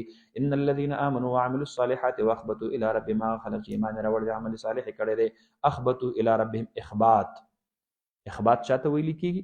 عاجزی کول الله رب العالمین. اخبات چاته ویل کیږي؟ عاجزی کول الله ته سر ټیټ کړي دي، الله ته سر ټیټ کړي دي. اولئک اصحاب الجنه، دا خلق دا خاوندان د جنت هم فيها خالدون، دی وی همیشه د پاره په جنت کې.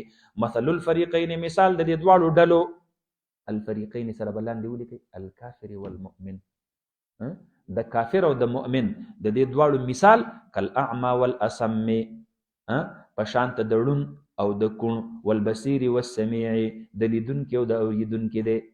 نو دا کافر دا په شان ته د اعمى، دا مؤمن دا په شان ته د بصیر، دا کافر په شان ته د اسم، دا مؤمن دا په شان ته د سمیع. تاسو پوه شئ په خبره باندې که نه؟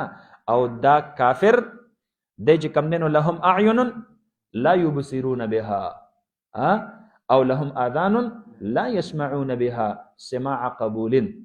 تاسو پوه شئ په خبره باندې. نو هل یستویان مثلا ای لا یستویان، نه دا نشي برابر دي. استفهام انکاری دی ښا. لا یستویان مثلا افلا تذکرون افلا تتذکرون. ولقد ارسلنا نوحا الى قومه، په تحقیق سره موږ را لېږلي د نوح علیه السلام قوم خپل ته. ولې بس کوو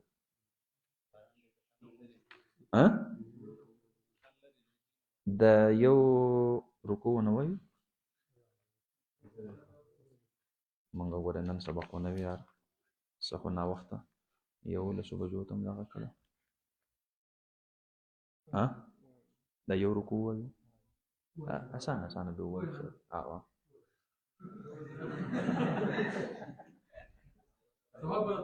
ثواب به ملاو شي شابه از بس ته بخیر سبب وإن شاء الله الذي سبحانك اللهم وبحمدك نشهد أن لا إله إلا أنت. فالكيات دوره هتمشي وقدس من السبيل تبقى آيات كشي دواء وكذا. في الآخرة الحسنة وقنا عذاب النار. دعاء سبحانك اللهم وبحمدك نشهد أن لا إله إلا أنت نستغفرك ونتوب إليك ونحن نخلق نفسي طويل خلقيات دوره التوكل الله رب العالمين دي تعرف علمانك دار الصحيح علم نسيبك الله رب العالمين القرآن الكريم الصحيح فهم منذ بكل ترى نسيبك كما يقول تعالى الله موافقة يوم الليل والسير المارد دعاء الخاص لفرد الكروح ودعاء الله رب العالمين شفائك عاملة عاجلة مستمرة نسيبك ربنا آتنا في الدنيا حسنة وفي الآخرة حسنة وقنا عذاب النار.